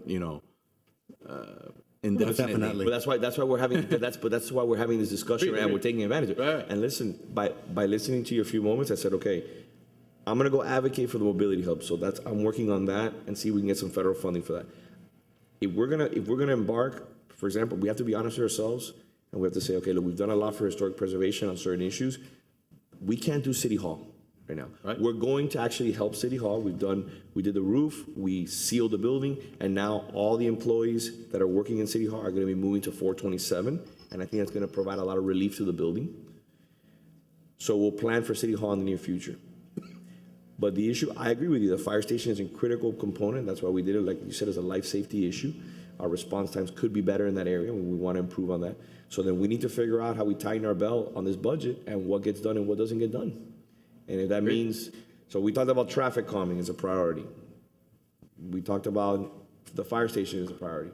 We can't print money like the federal government. So we need to sit down between first and second reading, and all of us, and this is why we're taking this time right now, and say, for the commission, it's a priority to do the firehouse, and it's a priority to do traffic calming. Where are we gonna find those additional, we need about 3.5 for the fire station, and we need about $1 million more for traffic calming. Or they say, maybe we don't need $1 million more for traffic calming, because like you said, maybe we can't finish the traffic calming that we budget for. So why encumber that money when we can use it for the fire station and get the fire station done? So I'm willing to have that conversation, and that's, I have it written down here, is my second priority along with traffic calming. So that's 1A, 1B for me. So. And is there a consideration of, not to be decided right now, but to discuss for the next meeting, of starting to put monies towards that firehouse so that, was that, we have provide any advantage? I know we have already. Yeah. We so that started, so we we're started ready doing that. when costs stabilize? That is the idea. The idea is to do it next year, and hopefully supply chain issues come down, maybe recessionary issues bring costs down, et cetera, et cetera. Yeah. But can we do it now? Yes, as long as we understand that we'll be paying the current construction costs on it. And the firehouse, obviously, this commission and past commission identified as a need. It all boils down really to response time down in that area. Wasn't it discussed, I read it somewhere, the concept of a temporary, like a trailer or something like that? Actually, the temporary trailer that was proposed back years ago was on the same site. Right. And this is a site that we ended up buying, where this temporary trailer was going to go. And so we were able to purchase this site from the church, and then of course, create the Firehouse 4 concept with the $1.5 million that we received from the state. Because in my mind, we push that off for a year, we could avoid having, I hate to use the phrase, but we could avoid having blood on our hands if there's some kind of response issue down in that area by doing something temporary. But I have no idea what that looks like in terms of an investment. Is that something very easy to do so that our response time there is taken care of? Or is it something that's really not worth doing and just focusing more on getting the permanent solution done? Chief, what do you think? How you doing? Good morning. Morning. So I understand the challenges that we're incurring, speaking with the manager with regards to the construction costs and what you've already discussed as well with regards to where we are right now with the challenges of the construction sites. This project is a priority, as you stated, and we have to work towards funding it. And that's a challenge that this commission has. As far as a temporary solution, we can certainly look at that, or I should say relook at that. I know that when we were looking at the construction of Station 2 on Riviera and US 1, that was one of the sites that we were discussing temporarily moving some of our response units. We can look at that again. I'm not sure how much improvement has been made, but there were infrastructure improvements that had to be made to the site. I believe it was with regards to sewer and electrical. And that cost, at that moment, it was decided that the money would be better spent by placing the temporary trailer at Fire Station 2 while the construction was going on. So I know that that was looked at one point, and the challenges were with regards to infrastructure. Now, I don't know, we would have to do an analysis on, are those infrastructure improvements going to benefit the fire station, for instance? Because back then, that was decided to be too costly when this was a temporary solution and one that we were going to pay for that infrastructure, and we weren't at the time looking at buying that piece of land.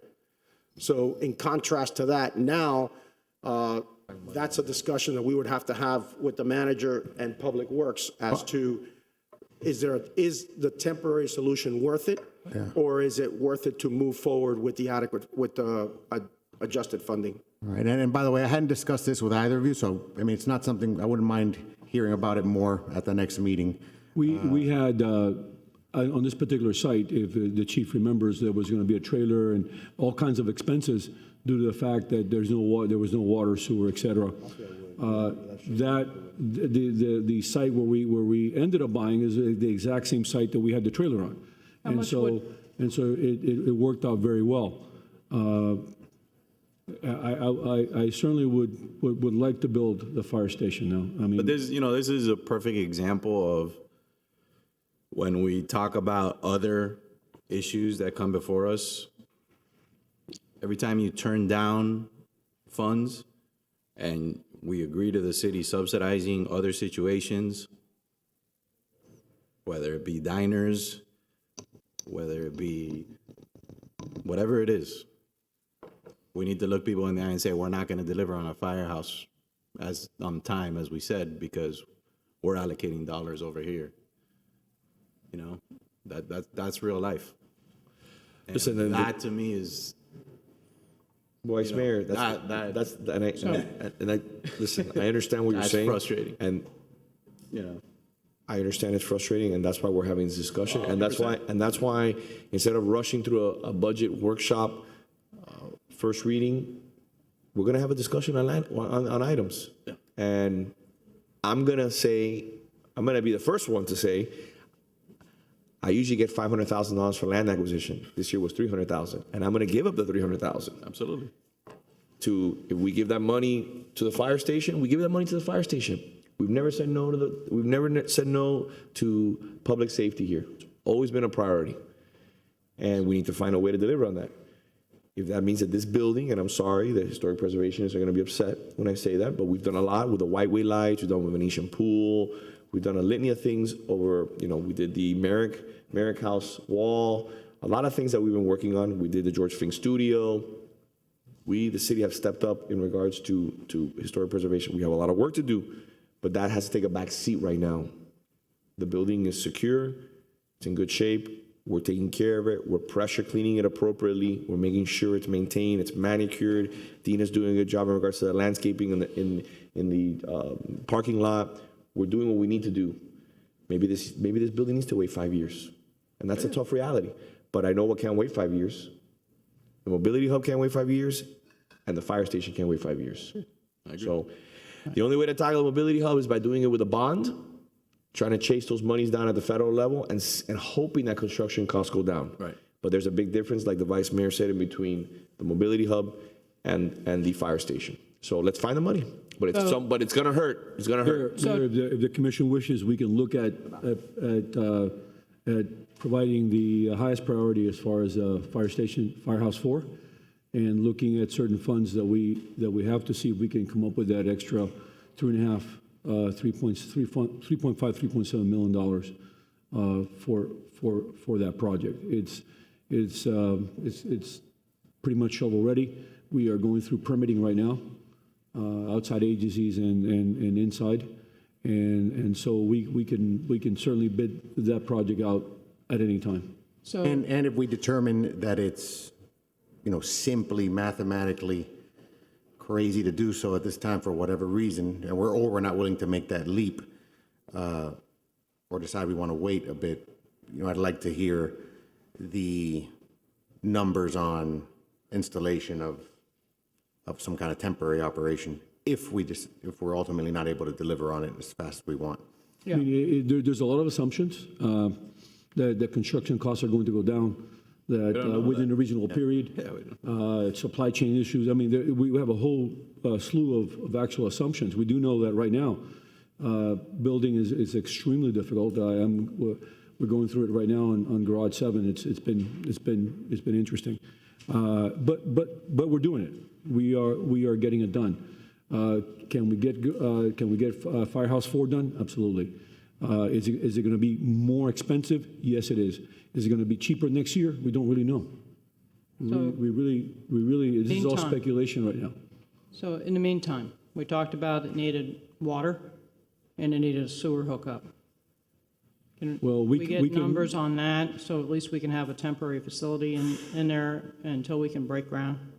And stage a truck in the meantime during peak hours? If we're talking about putting quite a bit of money into that site. Let us take a look to see where we're at right now concerning funding, and let Chief La Rosa look to see what alternatives we have as far as making sure that our response times are not affected. I know they've been doing a great job on that, working with our different facilities on that, and we'll have a better response for you when Chief De La Rosa looks at it a little more carefully. But the default, or the temporary site being Plan B, Plan A being, more extensive discussion here as we continue through the budget process on actually delivering on the whole thing. There's one other point that I had written down here that I want to bring up today, which I'm not even prepared to discuss today fully, but I think the entire commission should just think about it for the next meeting, and it really doesn't have anything to do with fire. Actually, that's a lie. It might, but the American Rescue Plan Act monies, currently they're being allocated to the broadband smart city technology, right? Yes. Not There's all, also right? also we I mean, there's some that we haven't assigned yet, right? we were apportioning some of that to Firehouse 4. However, once you get federal funding, you have to go through federal procurement. Right. So it's going to make the project quite a bit more expensive. So unless there's substantial monies, we've tried to keep that money within if you use the money on one project, try to keep it within that project because of the procurement issues. Right. Right. And so when you use small amounts of that money into different projects, now you have federal procurement in all those projects, and you're increasing cost of all those projects. So it's not cost effective to do so. So the idea is keep big chunks of it in certain projects to minimize the federal procurement impact of construction costs. All right. And yeah, I mean, I brought it up right after we were talking about Firehouse 4, but that's not to imply that I was directly speaking about it in connection with that. I just think it's an important sum, and that we should, everybody up here needs to make a conscious decision on and listen to staff's recommendation on it to see what ultimately, how those funds are handled. Because at least I don't remember in recent history having a detailed discussion about it. If I may add to that, during the FY22 budget process, we had one of our slides on the presentation, and it showed the $8.4 million coming in and what projects they were allocated to. Right. Firehouse 4, it was allocated $2.3 million or so. 1.7 was allocated to the Venetian pool.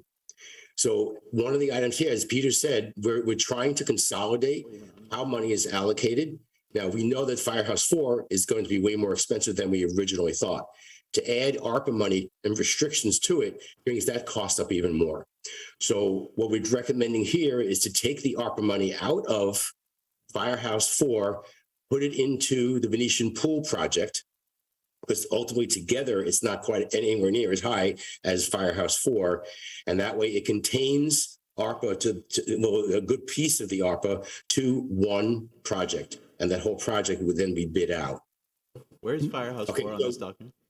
I don't think it is. No, it's not, because there was no additional Capital plan request. book. because there was no what? I'm sorry. It's in the capital plan book. The reason it's not there because there was no additional monies put towards it. No, just requested towards it for FY23.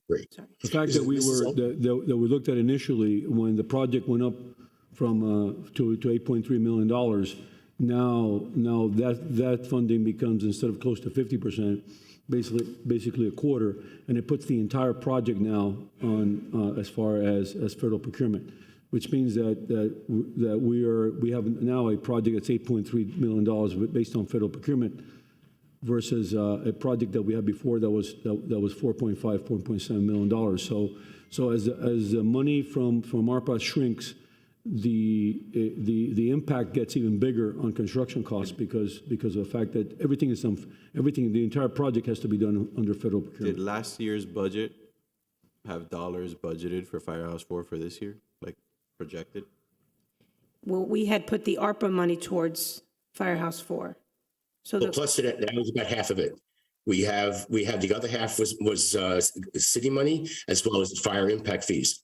So last year's budget would have showed for this year's coming budget, as we do here, projecting forward, dollars for this project, for Firehouse 4. That is correct. Yes. I mean, I don't The fact that it went up so I don't much. think we should remove things from here. So, but, yeah, again, as he mentioned, it's only things that new requested monies are for the current year, because if not, it would be as big as the book, because the book has it. If you look in your book, it has the Firehouse 4 I guess project. my question is, if last year, okay, let's just take this year as an example. If we approve these things, let's say we approve this as is here, and each of these items has 24, 25, 26, and a year from now, we've cut out one of these to get all together. But I mean, I approved the budget based on those projections and future budget dollars. Now it's no longer an item on here. It's no longer an item on that summary sheet. It's in the capital plan book, and it shows it there. So the sheet is only a summary of things that requests were made in the current process that we're in. We can't have, if not, it would be as big as the book, the sheet. So we have to find a way to consolidate. So it only shows what is being requested in this upcoming budget. And then it moves, all the information moves to the capital plan book, which is the other attachment of the item for this item. And it's page 91, by the way, I just found it, is where you'll find development of Firehouse 4, 91 in the book, 91.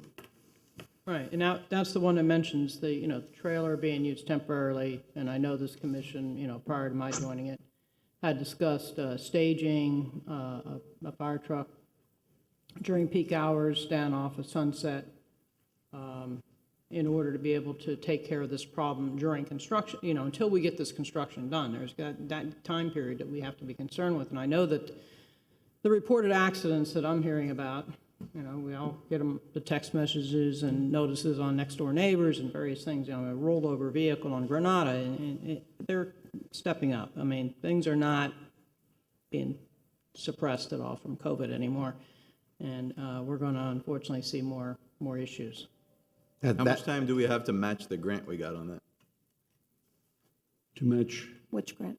Which grant? The one we used to acquire land for Firehouse 4? I think we already took care of that. Care of that. That's- We took care of We're that. done. We purchased the land, we're good. the initial 1.5 million, once we purchase the land, that took care of that. Okay.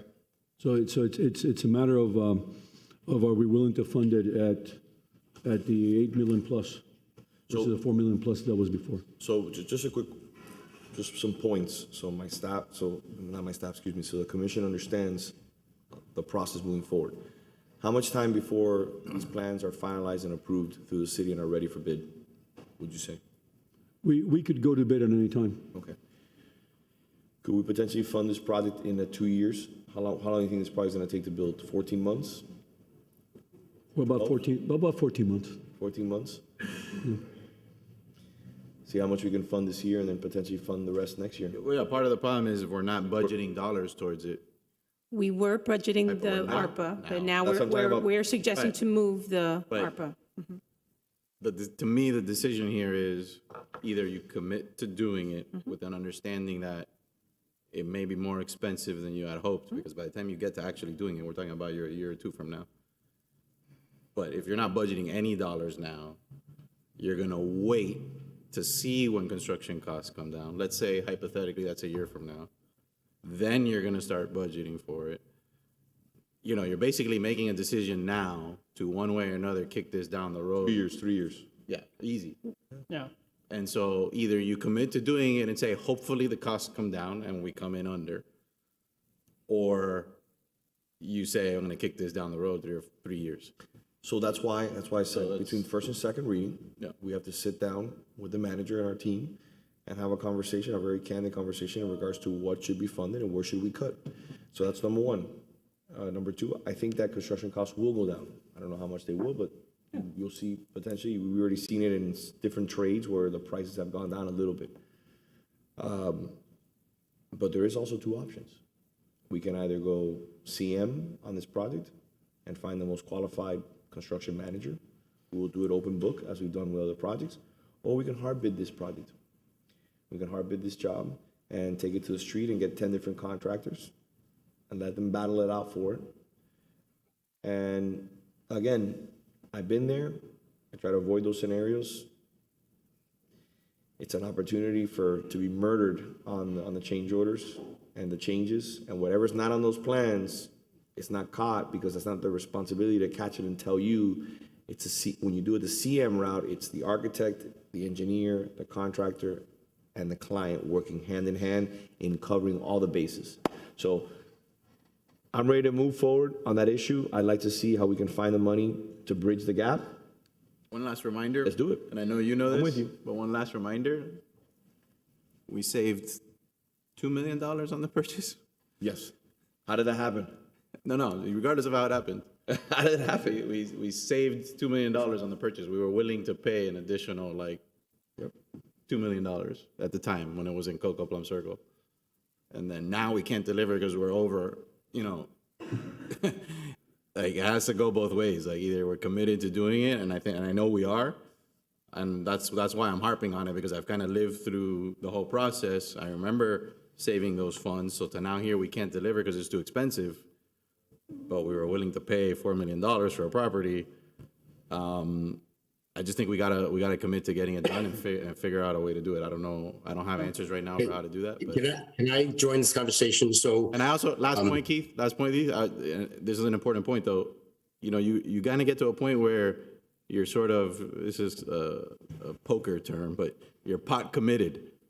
We've already invested a lot of money on this to acquire the land, design it. So to then just let it sit there after spending that money and be a piece of property that's not fulfilling the purpose that it was intended for, to me, you're losing money on that, by doing nothing.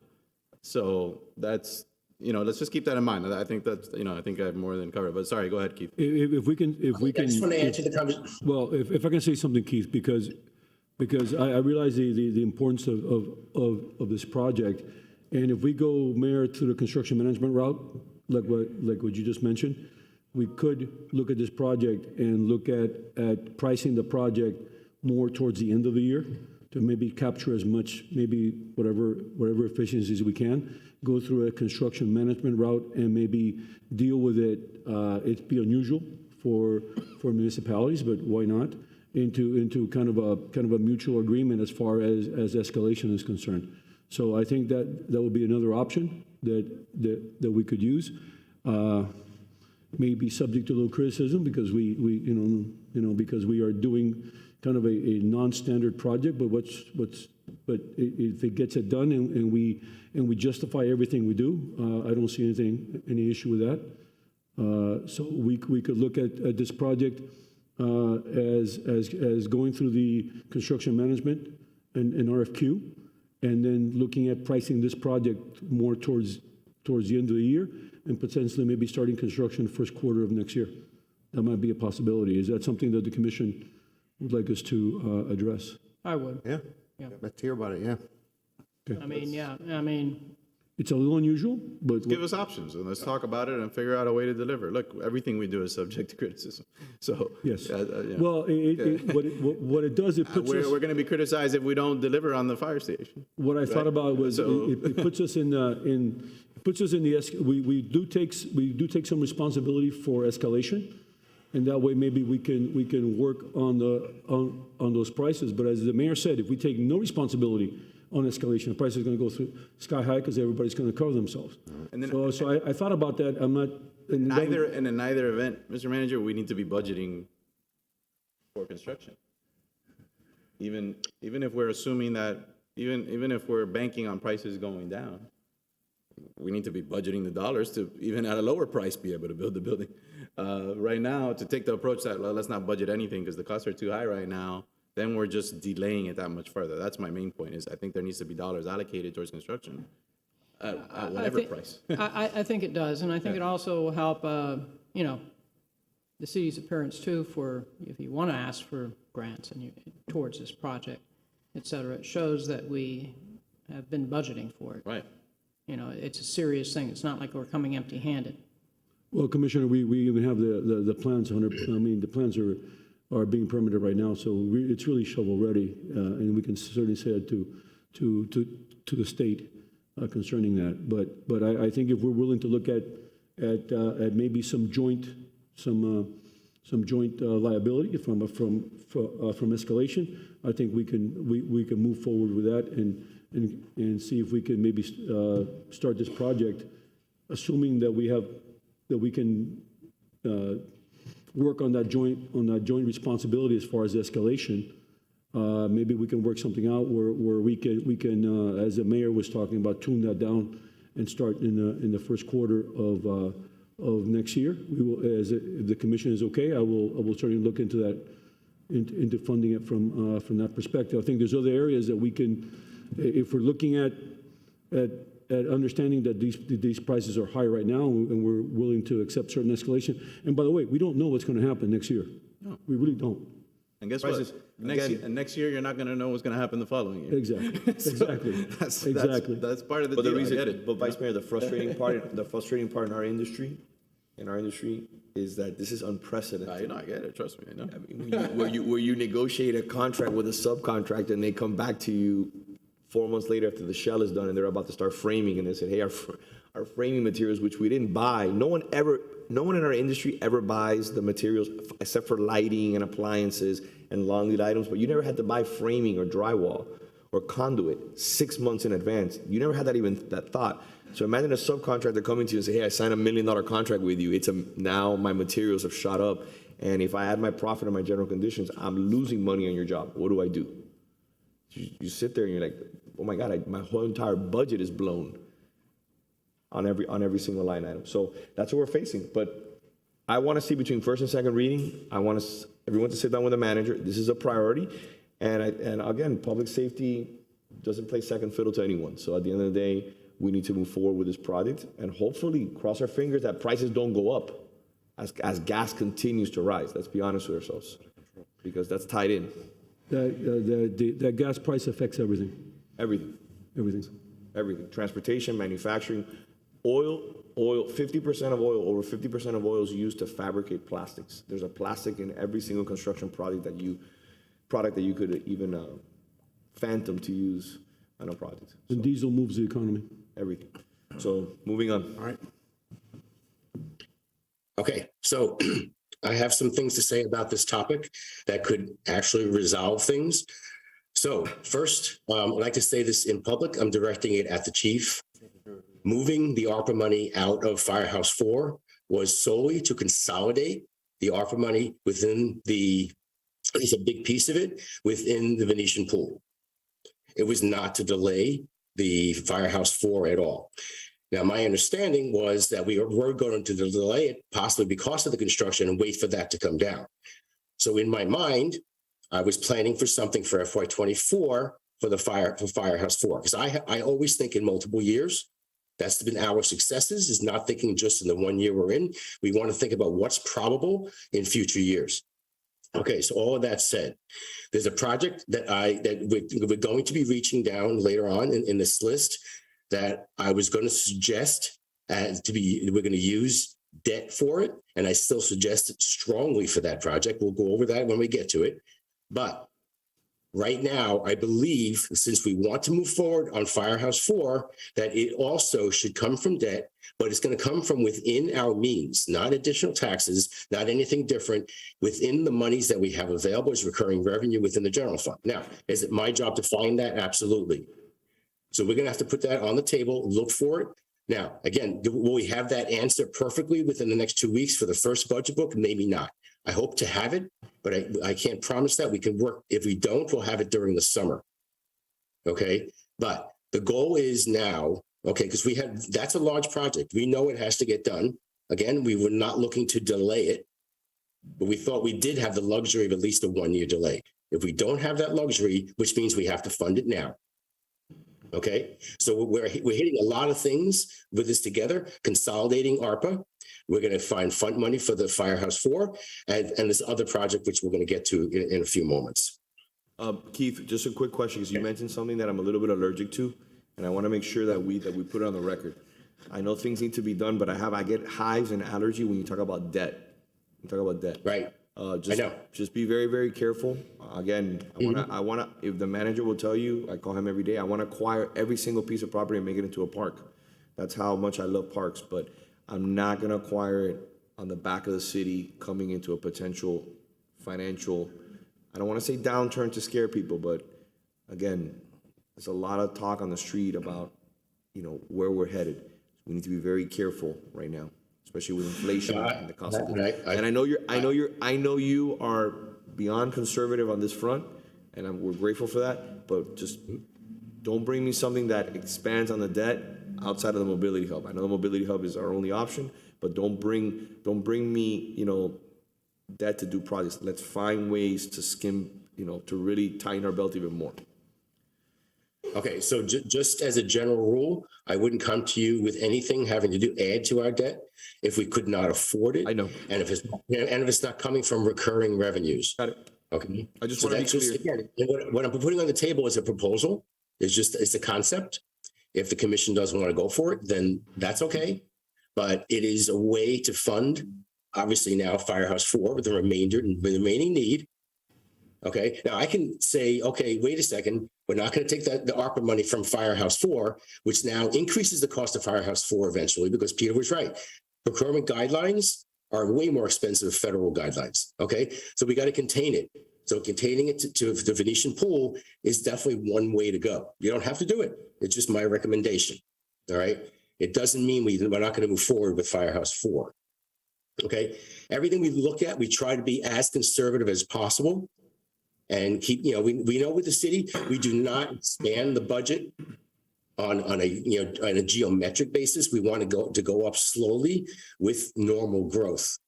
And as you know, our tax income went up. There's no getting around it. But as we know, we're only the fourth lowest in that increase. Now it's a hefty increase. Don't get me wrong. 7.6% is the highest it's been since I've been with the city. But you look at the list of 35 cities, we're the fourth at the bottom. Yeah, so we're keeping that. But Keith, like I said before, and it's public record, and I told it to our finance director who's here, and I told it to everyone on the commission, the number was going to be significant. And next year's number is going to be significant. So there is money coming in, but what I'm not concerned about this year or next year, I'm concerned about the following subsequent year. So I just want to be clear that yes, right, we weren't the highest, but don't forget, I'd rather be a stable city in the financial situation that we're in than be a city that spikes and then drops, 30, 40% as a result of a financial downturn. We're the last one in and the first one out of these type of situations when there is a downturn. And that's because, again, it goes back to our staff, we're very prudent, and we have as little debt as possible. And everybody wants to be in the city beautiful. So I just want to be clear. And I hope that I don't want to speak for my colleagues, but I know that my colleagues support on sometimes we got to tighten our belt to do the Firehouse 4, which is a priority. I don't want to do it on debt. I want to do it on recurring revenues or money that we've set aside. And if that requires us to cut back on parks, then you know what? Those $300,000 got to go to the firehouse this year. It is what it is. Moving on. Thank you, Keith. Okay. Okay, so the next project that we're going to be going over is the pedestrian infrastructure program. Now, again, the request is $1.23 million. We are suggesting funding in total from various sources, and it's coming out to $1 million. Okay, so I mean, we understand this as a priority, but we're trying to cover all the priorities. So that's where we are at this point. There is and I know there's a plan to spend it, but we have almost $900,000 coming into this listing today. This is a snapshot. We do have some of that money still available. And I am sure if you ask our transportation division, they have certain ideas where they're going to spend it. But again, this is the same question as the vice mayor brought up with timing. Can they spend all the money that we give them? So in my mind, again, it's just my mind. I'm not the planner when it comes to the actual implementation of a project. I try and listen to what people's needs are and talk about just what I can give you in dollars. All right. Okay. Any questions on pedestrian infrastructure? No. Okay.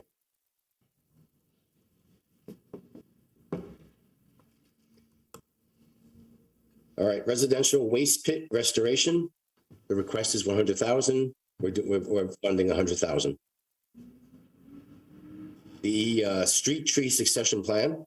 The request is $200,000.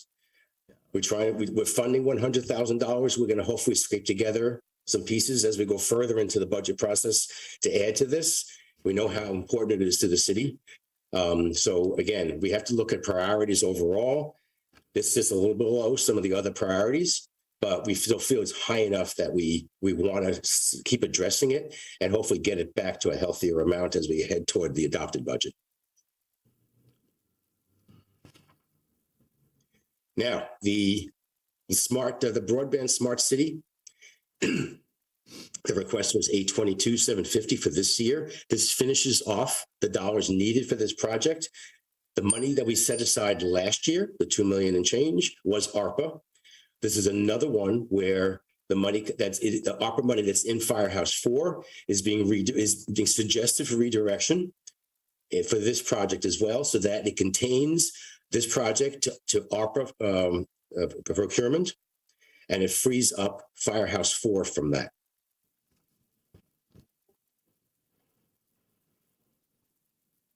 Okay, recertification of city facilities. This is directly due to the Surfside collapse.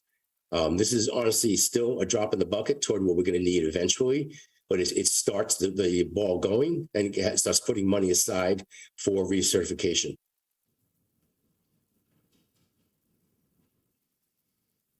The Biltmore Hotel renovations. This is part of a multi-year contract that we had with the Biltmore Hotel to return to them 50% of the revenue they give us until we have paid them $5.2 million. And right now, we're projecting revenue of 1.2. The typical revenue used to be 1.6 pre-pandemic. It was just under 1.2 for FY22. We're hoping to get up to at least 1.2 in FY23, and we would pay back $600,000.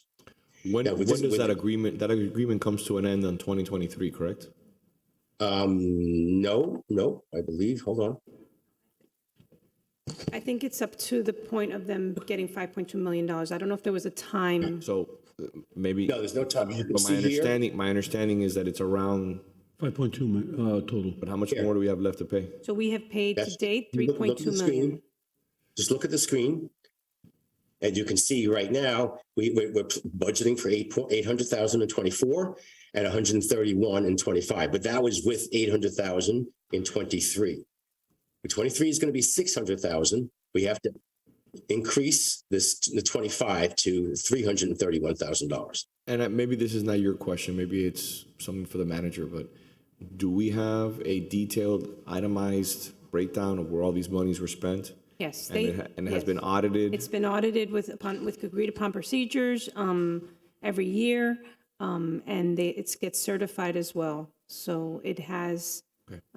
yes. The funding does allow the payment of previous work done. Correct. So I'm excited that this sunsets in 2025. And I'm Does it sunset in 2025? I mean, that's what you're scheduling. Oh, no, I don't know that. I'm sorry, Keith. That's per our schedule. It sunsets when we pay it off. Obviously, Pay off the okay, excuse me, I right. used the wrong words. Per your schedule, Yes. it's supposed to come to an end on 2025. We have paid to date $3.2 million. So we have about $2 million left, however long it takes us to, if they end up generating more revenue and we pay back up to 50%. So it could be shorter than that if they generate more revenue, 800,000 came up with the 1.6. which was the average. Which was the average. So I'd like to, I hear that the census is, the hotel's doing well, rates are up. So I'd like to see if we can circle back and make sure, obviously I'm looking forward to what the revenue is going to be this year. Okay.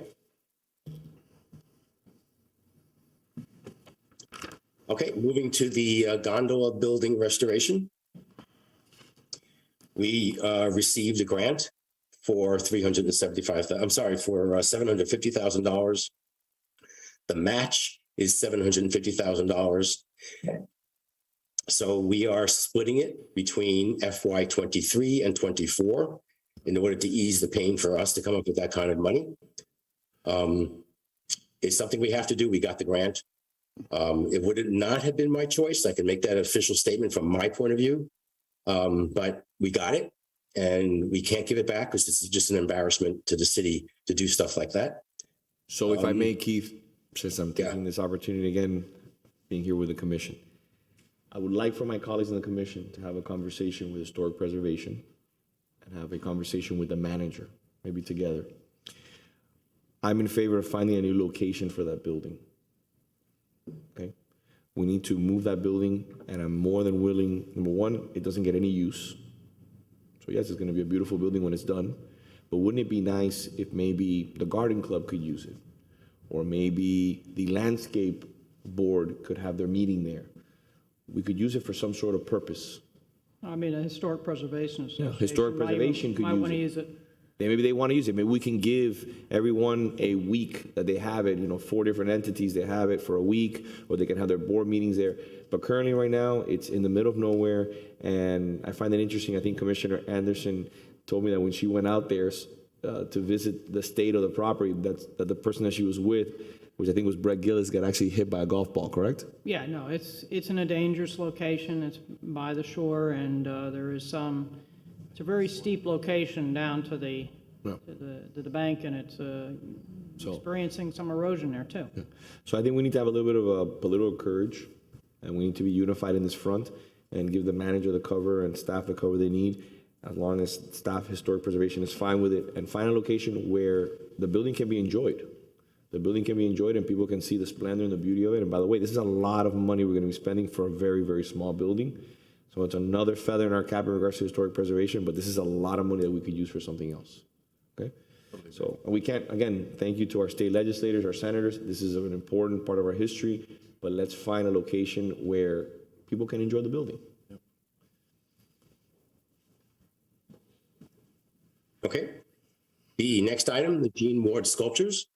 That is coming from Art and Public Places. It's $120,000. If there are no questions on that, because I brought up some issues earlier, then we're just going to keep going on now. The Miracle Theater restoration. This is the starting point of funding this project. As you can see from column L, it's a hefty project.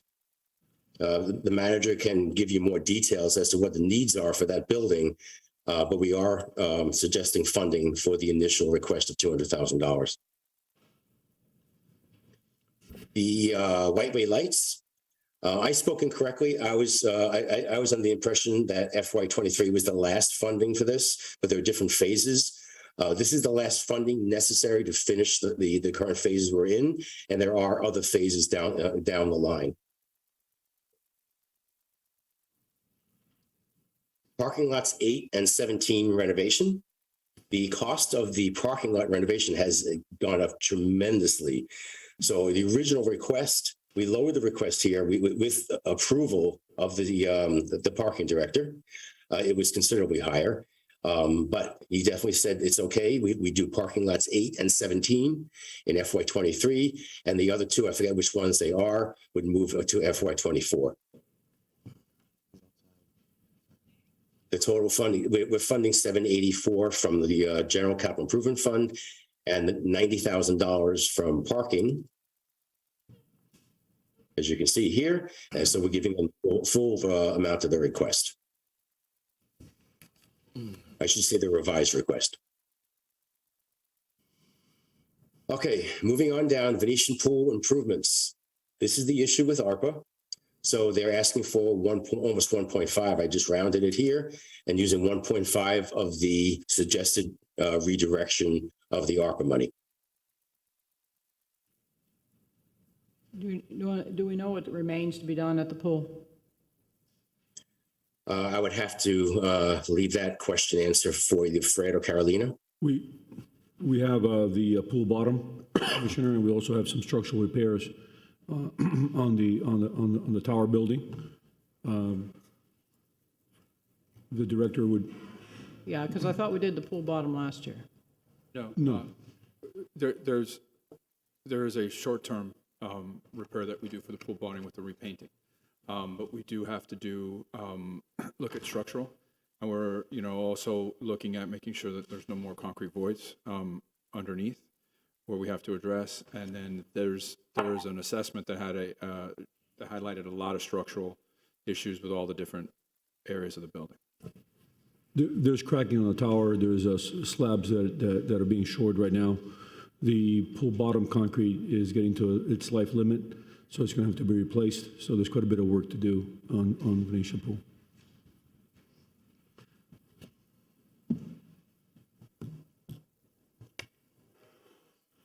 Okay, moving on. The last mile transit stop improvements. Now, we originally we had a grant approval of $1 million. The grantor has reduced that down to a maximum of 500, of which we have a $500,000 match. We have 225 available. We're adding, we're distributing the shortfall between FY23 and then FY24. So we're funding the FY23 portion of the match of 135 and fund an additional 140, I believe, in FY24. Ponce de Leon Landscape Phase 3. Hermes can give you the details on this. So this is the last 300,000 needed for that project to have it move forward and come to fruition. And that's, if we can discuss that really quickly. So that would be the area of North Ponce, correct? Yes, Mayor. Okay. This is a long time coming. I think this is going to be a very important project for the North Gables area, and for the city as a whole. I know that we get calls about this constantly, so we're looking forward to this. Do you know when we're breaking ground on this project? When are we breaking ground on Ponce, on the final section of Ponce? I know we have some utility issues and some piping and things that need to get in before we pave. The plan is to break ground towards the end of the year. Okay, but I need to have a kind of an idea through the manager's office, please. Okay. Because I don't wanna go into 2023 without having broken ground on that project. We're finalizing the permits and should be ready to go. And those projects that need to get through, need to do it now, or? Yes, or there's they're one gonna- developer who needs to cross the sewer. Yes. We're not waiting anymore, so it's either done now or. That's when- it, no more waiting, no more waiting. waiting. No waiting. If We're you not have a waiting for developer, them right now. if you have a developer, which I've been helping, I know several members of this commission have also been helping to try to finalize that sewer connection or extension, excuse me. It's an extension, sewer, no, water. The sewer, Water. it's a sewer. There's some water too. There's water and sewer. There's water and sewer. There's water and sewer. We need to schedule a meeting with a developer this week to get this done, and their attorney. I'm asking you to please, let's do it so we can finalize this and get going. This is critically important to the North Gables. That area, in my opinion, and the opinion of many, is the future of the city. You're seeing it how well our farmers market has gone there, the amount of people that are moving, the trolley use on Saturdays. This is something that, again, the businesses in that area deserve that kind of facelift, and it's important. Besides that, I wanted to talk about what we're doing since we're talking about ponds and landscaping. Do we have a budgeted amount, or maybe I don't know if we're able to speak with Dina on this issue, a budgeted amount for the replacement of all the low-lying brush, and the little trees and those kind of stuff that we're doing on ponds? Yes, we do, Mayor. I will let. I want to make sure that we're covered, so that if not, I can get the support of my colleagues on that, because this is something that I've been talking about for the last year. And as we embark now on the beautification, the cleaning of the downtown on June 30th, I want to make sure that you have all the resources needed. And Mayor, I think we wanted to replace that for other reasons also. Okay. I mean, because a lot of those trees haven't been replaced in 15, 20 years. And I want to make sure that up and down ponds that we replace those hedges. That's the line item next after the ponds phase 3. There's a separate line item for ponds landscaping, and that's what that's for. From Miracle Mile all the way up in north of 8th Street, the medians and right-of-way, as well as working from Miracle Mile all the way down south to US 1. That's what the next line item is. And that'll be done, when do you think that will get started? So we're asking for budget amount to go ahead and hire a consultant to design the whole corridor. It's going to require new irrigation system. A lot of these areas don't have irrigation. So to do it right, we figure we'll design in an irrigation system to get that infrastructure in. And I believe there's funding put in for the next 2 years in the spreadsheet. Okay, but we're not hiring a consultant to tell us what trees to plant, right? We're just hiring No. irrigation. So Right. I don't want to spend money on consultants. We're drowned in consultants. We have enough consultants. No more consultants. There's a Please. If you need a phase- consultant, I can be your consultant, do it for free. And all I need to know is basically just plant the same tree that's there that hasn't been replaced in 20 years. We'll go do it. Irrigation, it's all good. I'm with you, but no more consultants, please. Mayor, I think we've come up with a very nice plan. I think our Green Space Systems Director has come up with a very nice plan there. All we have to do is modify the sprinkler system, but that plan has been done by our landscape architect, Dina Bell, and she's done a very outstanding job on that. In working also with our transportation managers to make sure it's complete, it's beautiful and compatible with traffic. So I want to echo your sentiments. We have the best staff in town. I spend the meetings thanking them profusely and telling them every time I see them, thank you. If it's not buying them coffee, it's buying them lunch. It's being thankful for their commitment to the city. We don't need consultants. We have the consultants right here. We have the best consultants in town. They know what this city needs, and they know what the residents want. I need a commitment, and I ask my colleagues to support me on this. I've been asking for this since I got elected a year ago. I need a commitment that Ponce gets started. I can go out there, if you like, I can start doing it myself on weekends, if you like. I need to make sure that we get this started. I don't want to hear that this hasn't gotten started next year. So tell me, what is it that we're missing? We are starting, Mayor, the part from Miracle Mile to the end of that. Menorahs. To Menorahs, and we're starting that immediately. When can that start? The bid closes tomorrow. We've put it out to bid. Plans are done, went out to bid. Good. Hopefully, we'll get the bids in tomorrow and start that process. Okay. Ready to go. One other point.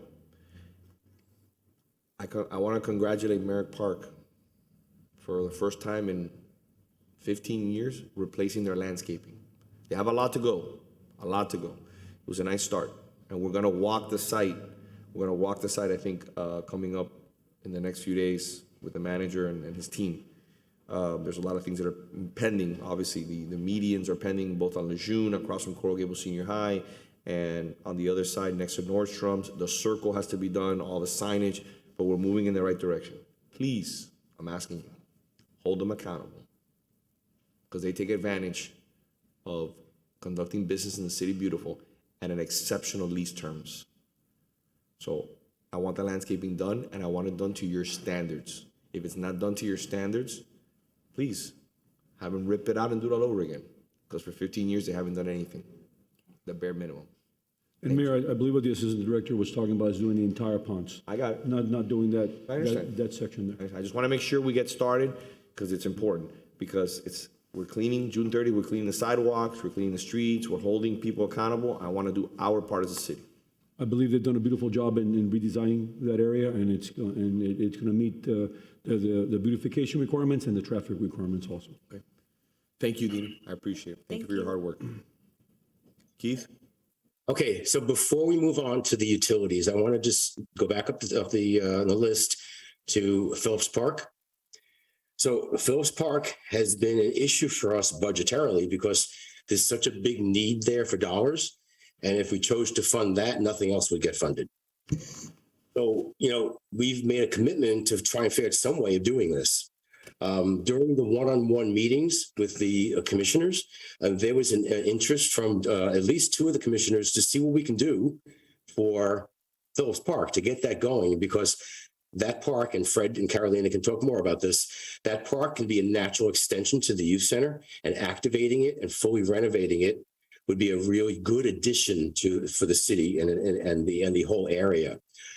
So what we're putting on the table is to use some of the increased revenues for FY, and again, Mayor, just don't strangle me on this one, but it's just an idea, a concept. Use some of the increased recurring revenues to go out for debt for Phillips Park. Okay? We ran some numbers, and if we went with a 20-year loan it'll be about $435,000 a year. If we went to a 15-year loan, it goes to, I believe, 516. Now, that would get you enough dollars to fund the 8.5 or almost $8.6 million we have here. We already have 2.6 available that has not been touched yet. So we need, in essence, around $6 million. However, Mayor, I know I'll talk to you about this one too. It's not going to sit well with you, and I understand it. I was also asked during those meetings to come up with solutions of transferring dollars from some of our impact fees to see if the commission would go for that. So we have that $3.2 million available after the sale of the purchase of the park up north. If we can take some of that money, I'm not saying all of it, just some of it, maybe up to $1 million to add to this project to give us an extra $1 million for cost overruns, then we can get Phillips Park off the ground. Which park north? I'm sorry, 3.2 million? No. Your land purchase money has a balance now after this purchase of the recent parkland we just bought up north, the 750. So you have 3.2 left over available. So if you and the commission were amenable to move $1 million into Phillips Park, we'd go out for debt for $6 million, and we could get that park activated, and you would have a very good park up north. Keith.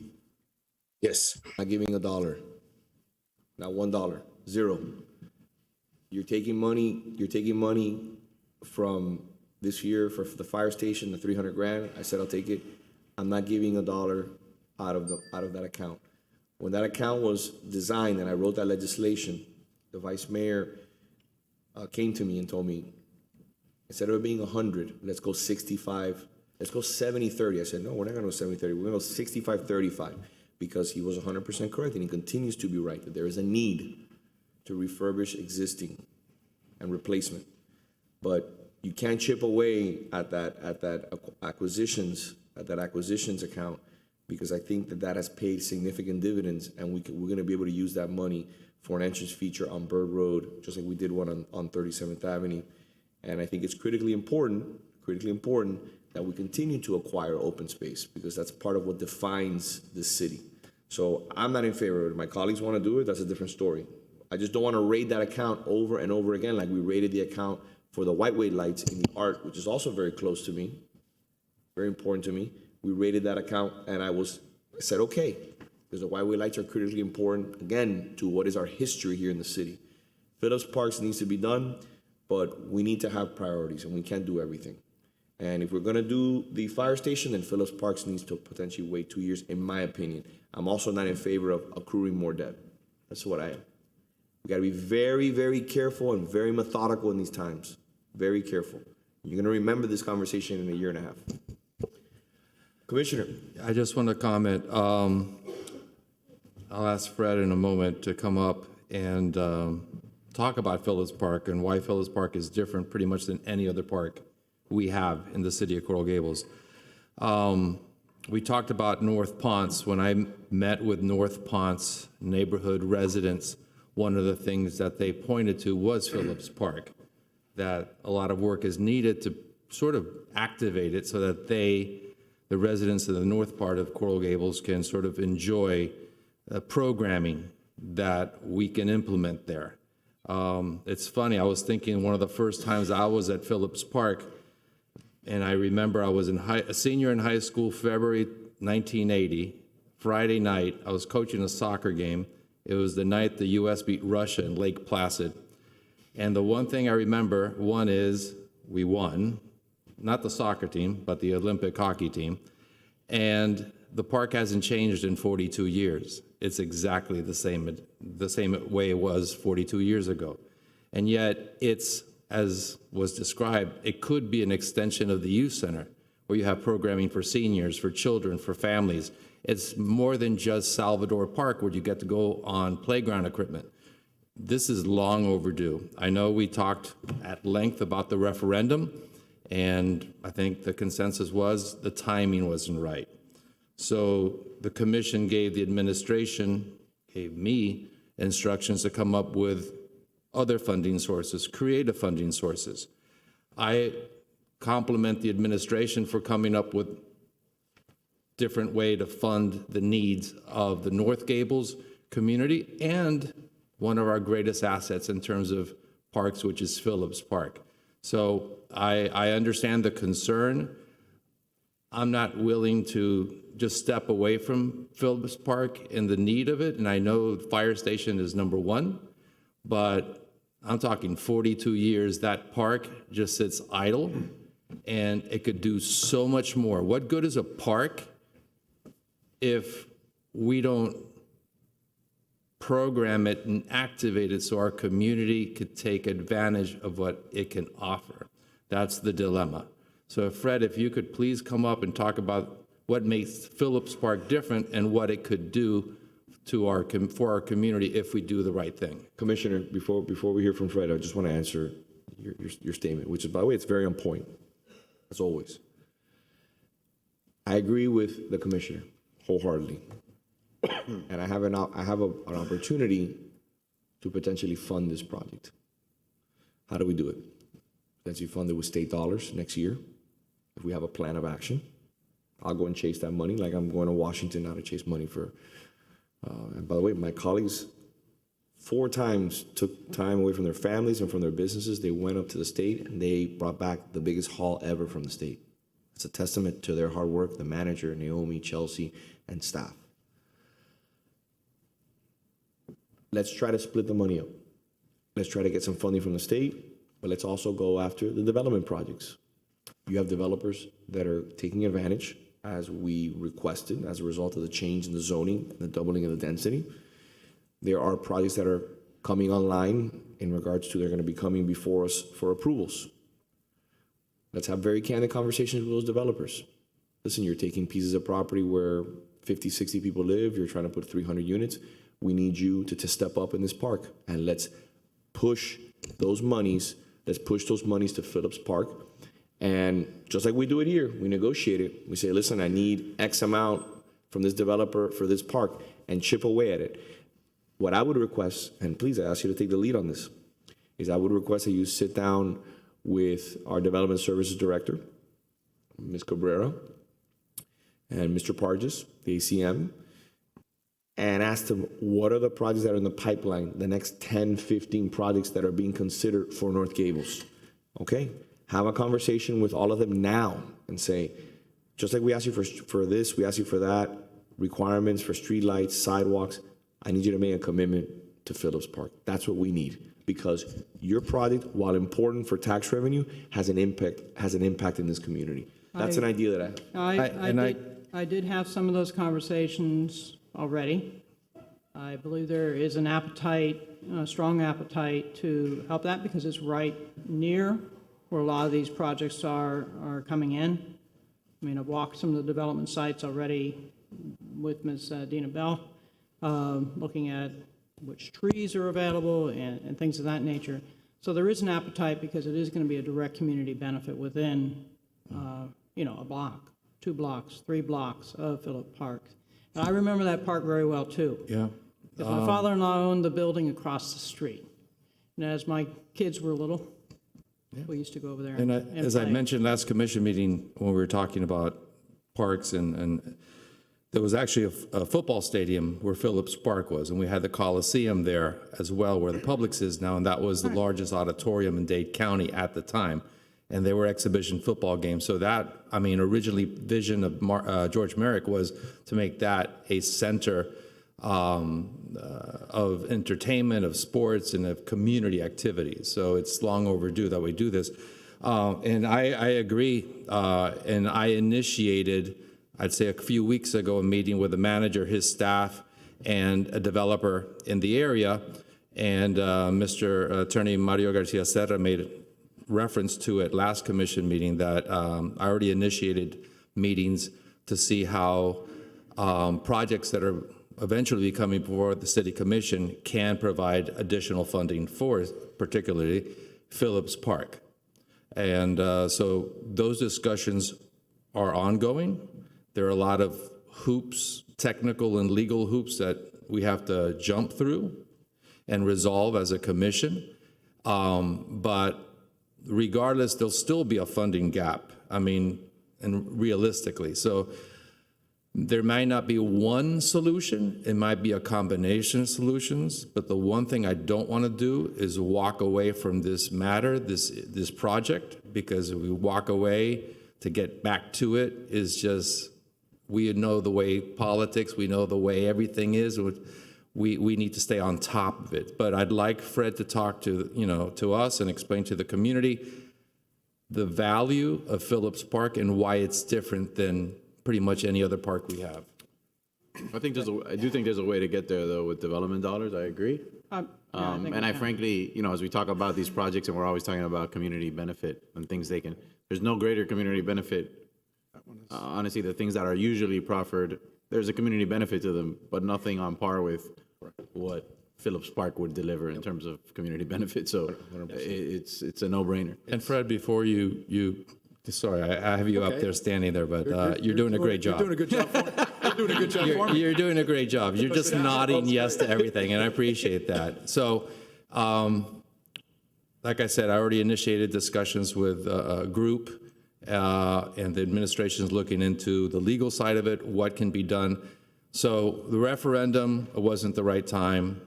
What's being proposed isn't the right time. I ask that if I'm able to bring with the support and help of the administration, obviously, a proposal at some point where there is a funding mechanism through a development project or two in the area, I ask for you all to please,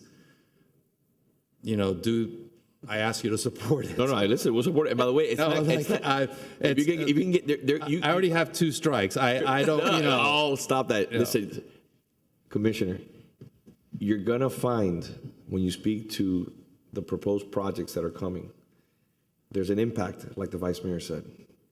And sometimes, like what happened with Doctors Hospital, we just got to ask and say, hey, listen, Pisano is not up to the standards of the city. You need to do this. You need to do the sidewalks. You need to do the resurfacing of the street. You need to do the new parking, angled parking. Can we confer for 2 minutes? You go and the manager goes and confirms. They come back and say yes to those projects because they understand they want to be good community partners, and they are good community partners. And when you're bringing 300, 250 units to a North Gables area, again, we're asking you to be invested in the community, not just make money on the community, but invest in the community. And how do you do that?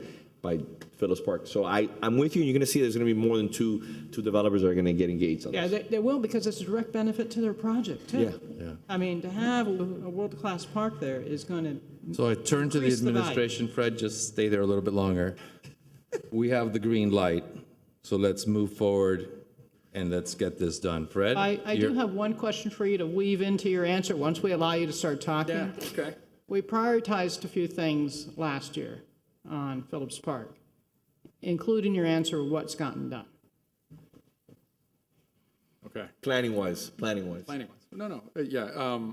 So we, in terms of the worth of the park, its location up in the north, which is an underutilized market for us in terms of having something there for the public to use. It's important. It's also our largest active park.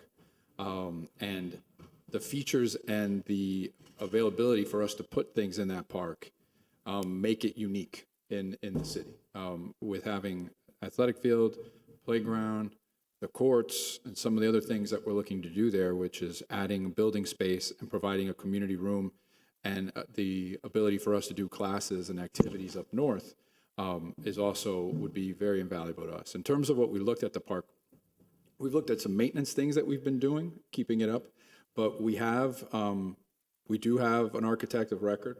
We have put together a conceptual plan. If you haven't seen it, I will make sure you get it. And the plan looks at adding a lot of features that we talk about today, whether it's pickleball, looking at a water feature, splash pad, looking at the field, making it artificial turf so it can be used constantly because it's such a small space. That wear and tear on that field is tough. And also, you know, the expansion of the building, it really hits to a lot of the features that we have. So it's a good starting point. Obviously, you know, the estimate on that would be what we're looking at here. So that's what we have to look at. But it's exciting. It would expand the play area immensely. It would add that splash feature that we've looked at. So we're excited about it. And if you haven't seen it, I'll make sure you guys get it. Thank you, Fred. Thank you. Let's get it done. We're going to get it done. All right. Thank you. There won't be a third strike. No, there's no third strikes. Come on. No, it's just pinch batter comes in. Okay. Hitting the head. Just hit me in the head. Nah. Okay, are we ready to move forward? Yes, sir. Okay. All right, now we get to the last section, the utilities. The first project, well, actually, just to let you know, we have funded everything from top to bottom. All the utilities are being funded. We're not coming to the commission for any additional increases beyond what was agreed to in the past resos. So everything is okay with this. We have a grant for the citywide septic to sewer. And again, this is going to come from city money because we have no choice. We cannot charge sanitary sewer for anything that has to do with a new section of the city that is going to be receiving sewer. All the funds in the sanitary sewer fund belong to the users of that fund that are on the system now. So any of this comes from the general fund and into the capital improvement fund. And we have a grant towards that of $375,000. And we're splitting the match between 2 years, and that'll match the grant. And we're good to go. Plus, we have 173,000 here. There's 140, I believe, available to put toward the grant. So we are in a good place there. And if you go over to stormwater, you can see that we are funding all the requests. We have a grant. This 500,000 here is a grant. We have the match already in place with prior year dollars. So that's funded 100%. All the other projects are funded as well. And if we go to sanitary sewer, equally, the 955 is 455 of sanitary sewer money for inflow and infiltration. There's a $500,000 grant that the city was awarded. So that funds the entire project, the entire request. The electric atlas update and model configuration. I'm sorry? Sorry, Keith, could you explain the sea level rise mitigation program and sure. And the timing on sort of those funds? So starting in in 2017, we came up with a concept to start putting funds aside for future use. We looked at other cities that were starting to flood. We are not one of them. And we felt we had to start doing something to have money available mid-century. Okay, that's years from now, around 2040, 2050, to have money available. Now, we know it's not going to be anywhere near the amount that's going to be needed, but at least it's seed money. And when grantors and funding sources and financing sources look at the city that we have been preparing for this for the last 10 or 15 years, they will look more kindly on us when we have to go into the marketplace for funds. As you know, grantors especially, because the feds are going to have to take a big part in this. Sorry, just so I understand, the runway on that, is there like an endpoint, or are you just going to continue to put it in there, until? Yeah, so it's a 10-year fee increase plan that we started in 2017. There's small increases of like $1.50 a year to the ERU. And what it does, it increased the amount of collections we're making. And each year that increase gets more toward the annual goal of $5 million. Are there limitations on what that can be used for? Absolutely. Per our agreement with the commission, it can only be used for whose agreement with the commission? Ours, finance. Basically, what we did was we got it approved by a resolution, and it is to be used only when the city has a direct need for it mid-century, or when there's an actual plan to see where we are and what's going to be needed. So that money is not touched. It is collecting interest. So not only are we heading toward the $100 million goal that we have for the year 2040 of principal alone, it's being invested. So we should have considerably more. Now, the 10-year fee increase does sunshine in 2026, where we will stop increasing the ERU. We'll maintain the fee at that point, which will be collecting $5 million a year. And by the time we get there, to 2040, we'll have the $100 million in principle. Keith, real quick. So to be clear, it can only be used for stormwater type items because it's stormwater collections. So what Keith is saying, the agreement that we had is when we created this schedule with the commission, meaning administrations made this schedule with the commission, we agreed that we would be collecting this and putting it aside for sea level mitigation in 2040, 2050. But that was a commission decision. That was a commission decision, but it can only be used for stormwater type activities. You cannot move it to be used for something else.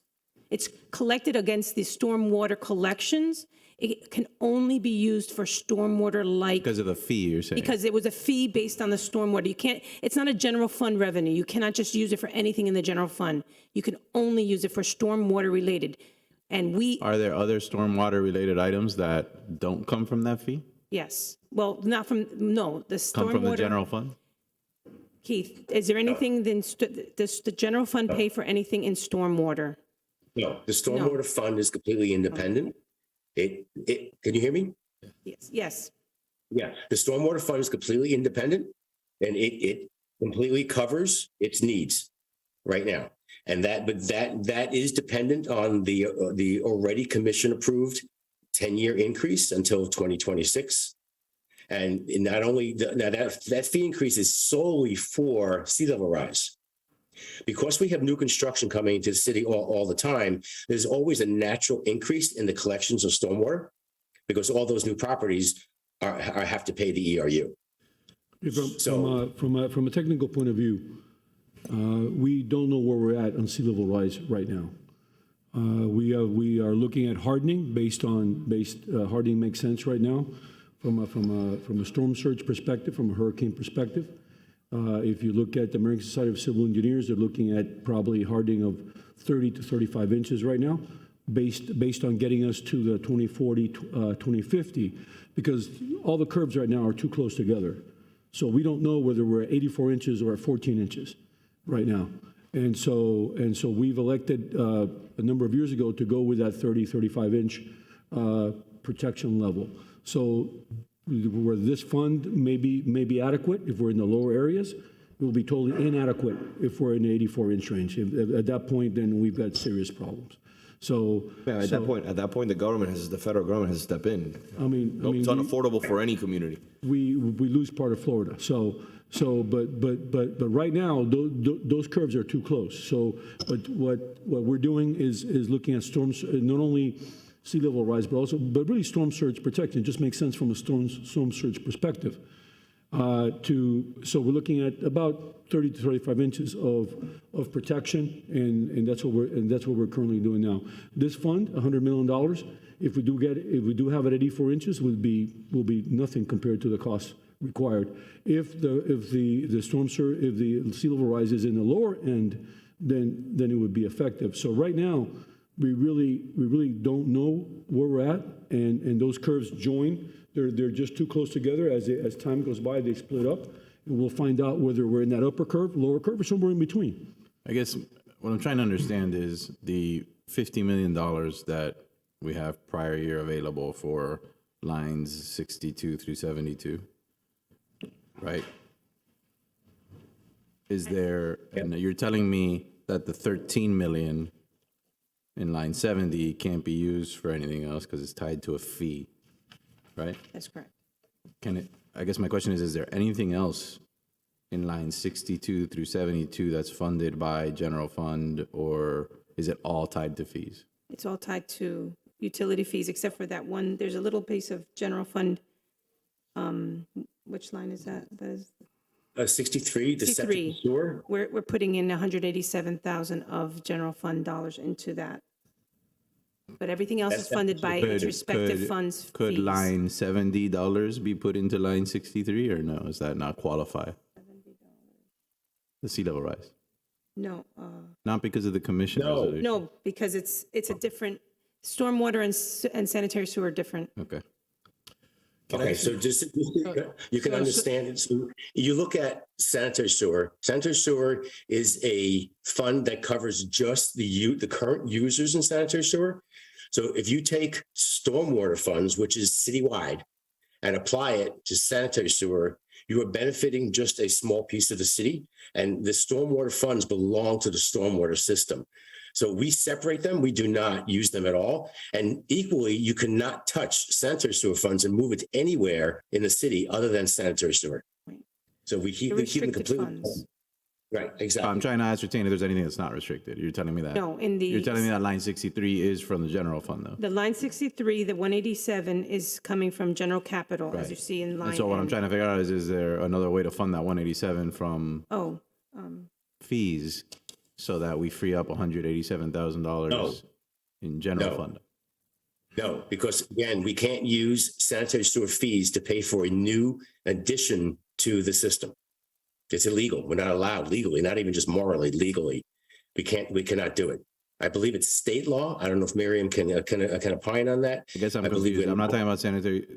You're telling, if I'm understanding you correctly, you're telling me the 187,000 is coming from the general fund. Correct. Yes. So that $187,000 can go anywhere we want. Correct, yes. And then this line item would remain unfunded for that 187. Right. We have to wait, right. And so that's one option. Yes. But I'm just asking if there's anywhere else within the funding in this section that could be applied to the 187 instead of pulling it from the general fund. I think, Vice Mayor, what Keith is saying is that is a sewer to septic to sewer. Septic to sewer connection, that it's outside the sanitary system. Then the sanitary system, which is an enterprise system, cannot be used to fund that. Correct. Right, because you're not assessing this current system; it's already done. Right. So you're assessing what is not on sanitary sewer, and the enterprise money cannot be used for that outside for that outside work. So eventually you would have to pay this expense with general fund dollars, because all the other dollars are restricted for their specific purposes or funds. Gotcha. So if I may add just want to dovetail the Vice Mayor's comments. So this entire commission, along with all the employees that are here, we've all gotten, especially Hermes and Melissa, have gotten many phone calls over the last week in regards to certain areas of our city that suffered from flooding as a result of the massive amount of water that fell over a 24-hour period. Thank God we didn't face the brunt of a significant weather event, but it was still pretty wet. The next commission meeting, I'm going to be having a conversation in regards to requesting for staff to put together an analysis or a study that shows the most low-lying areas and which ones need upgrading in regards to our catch basins. Because again, we're getting the same phone calls. For example, Coco Plum, they send pictures, the area is completely underwater. When the land can no longer soak up any more water, it sits there for as long as it takes for it to eventually evaporate or go into the ocean. But the case is, it doesn't move for some time. So I want to make you aware of that. I'm going to be requesting that, and I want to put together some sort of funding strategy to address those issues because they've never been addressed. Yeah, that's Never. Yeah, and that goes into what you're saying. Well, online, right? The sea level rise mitigation dollars. Are we applying those funds to anything currently, or it's just No, we're building up just a saving bank? it for the sea level rise mitigation. That's what they were assessed based on. That was the resolution that increased the fees was for that restricted purpose. I mean, restricted by the commission, right? I understand. They set to say that we're going to collect this for this purpose and this purpose only. And we know we're going to just let it build up until 2040, 2050, when it becomes a real problem and we have to start addressing it. But I think the point is in the interim, we're seeing issues already, and whether you want to call them sea level rise issue, whatever you want to there's already issues. And so to have that kind of money sitting there, I get why, and I'm not, I understand there was a resolution and that's what it was intended for, so I understand that, but I do think it might be worth analyzing if that's the best way to go about this, because to continue accumulate that kind of money and then not have funds necessarily to address current issues, I think we have to have. Vice Mayor, if I may say something concerning the low-lying areas. Water doesn't flow uphill. And one of the problems you have is that they're very low. You have tidal issues. You have certain storm surge issues. And those areas really are not going to be effectively drained because the water has no place to go until there's a differential pressure. And water can't flow uphill. So if the water is level or higher, it's not going anywhere. As a matter of fact, some of those areas can reverse flow, can come in from the outside to the inside. And so those are very problematic areas because we can try to maximize some of that effect, and try to minimize some of that effect. But if the conditions are correct, you could actually have water coming from the outside inside. Well, because things work in reverse. So we need to. So I've discussed that with our public works director. We are looking at that. Some of the areas we even have positive systems, which are pipes going out. But again, it doesn't work if the elevation's higher on the base side than it is on the internal side. Actually, it works reverse. It siphons water back inside. So we do have some areas that are low, elevation 5 and things like this that are very, very problematic with the right circumstances. And do they eventually drain? They do, but when that tide comes down and the differential comes back up, we're going to try. We'll be looking at that and trying to minimize that as much as possible. But some of these areas have some of these issues that are inherent because of the coastal condition and because of the fact they're very low lying. Well, so I'm sure you all got the same email I did from Banyan Drive. So I played around with the NOAA map, looking at, just trying to, you can determine the elevation of land if you look at scenarios where it's 3-foot sea level rise versus 6-foot sea level rise. And it pretty much tells you that, number one, you're having problems with your sanitary sewer because you don't have enough substrate below it. And plus, we've talked about having reverse flow valves on some of the areas. So you make a very valid point that we need to start looking at this stuff now. That there's massive areas. If you play with the NOAA map of pink, I did do some screenshots on them. I'd love to sit down with staff and have a constructive discussion about what can we do now for some of those folks, because they are getting riverfront property. And, that's just not a way to live. Yeah, what is ultimately, what's the trigger, right, on the sea level rise, right? Like, you're saving it for X date until X happens. What's X? What is the...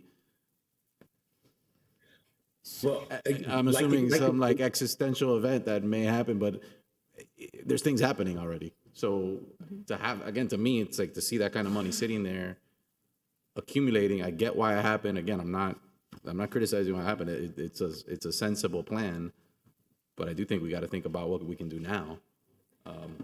And again, Vice Mayor, you don't know whether it's going to be effective or not. It just depends on where we are going to be. This plan could be very effective if sea level rise is on the very low side. It would be completely ineffective if it's on the high side.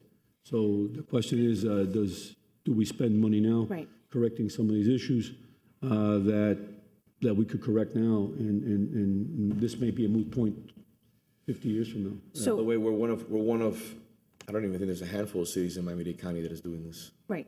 And so just if I may, please, this is something that the rating agencies, because sea level rise was a big issue a couple of years ago, and all this discussions that this will be a real problem in X number of years, somewhere around 2040, 2050. And cities were not addressing it. And so we were one of the cities, if not the first city, to start this plan. Other cities have come to Keith many times to talk about this plan and so they can implement it in their cities. It is something that the rating agencies saw that we are taking responsibility, looking forward into the future, and planning for it, right? Financial responsibility. That is something, in my opinion, that has helped solidify our triple AAA rated city. We start taking into it to resolve little problems that could or should be resolved through the normal operations of the system, I think I would have to recommend against it. And I hear you. Yeah. And I appreciate that point because that's an important point. I really do. But again, my question is, what's a real issue and what's a little issue? Is this a sea level rise issue really, or is it just a normal? Isn't septic to sewer a component of sea level rise mitigation, right? I mean, isn't that part of the issue? That as we have sea level rise coming in through the ground, that's going to impact septic, right? And that's why we need to do all this, right? Yeah, So I'm just saying, these people couldn't use their toilets, right? you know, so. So I'm trying to understand. Okay, when is it a big issue? Right. What's the big? What? And again, that's know it when not you my see it area kind of of thing, expertise, but that was a big discussion, and there were people who said that this is going to be a real problem in X number of years, and we should start planning for it, and that's what we did, and when does that trigger happen? I couldn't tell you. I don't know. That's not my expertise. I mean, it wasn't Coral Gables, but people saw it on the internet in Miami Beach last week. Or where was it? It was in Downtown, maybe? Upper East Side. There was fish coming out of the parking garage. I mean, like we're here, kind of, you know. I think that's the message, and you know, and if the folks down on Banyan Drive are not able to use their toilets because there's so much water there, and we needed to have a positive system to pump this out and put in the reverse flow valves. And so I'm not saying to deplete the whole thing or whatever, but there has to be a real assessment of at what point can we start using sea level rise mitigation funds for sea level rise mitigation. That's why I brought up the issue, and I know that you obviously don't want to touch it, and I agree with you. I think because it affects our credit rating, which allows us to borrow money cheaper, just common sense. But eventually, we're going to have to deal with sea level rise issues. And when you have a resident that calls you and says, "Hey, my neighborhood floods. What's your plan of action?"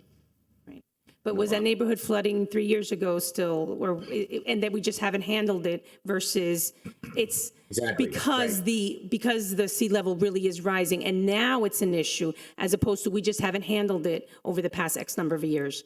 And now we want to dip into this money that was set aside specifically for sea level rise for the larger sea level rise issue. I hear you. I understand what you're saying. Give me examples. That's not my area of expertise. Right. If we're setting aside $4 million a year and we have 13 million in the community, I'm not saying that's not important. I'm asking, what can you use it for? When is it appropriate?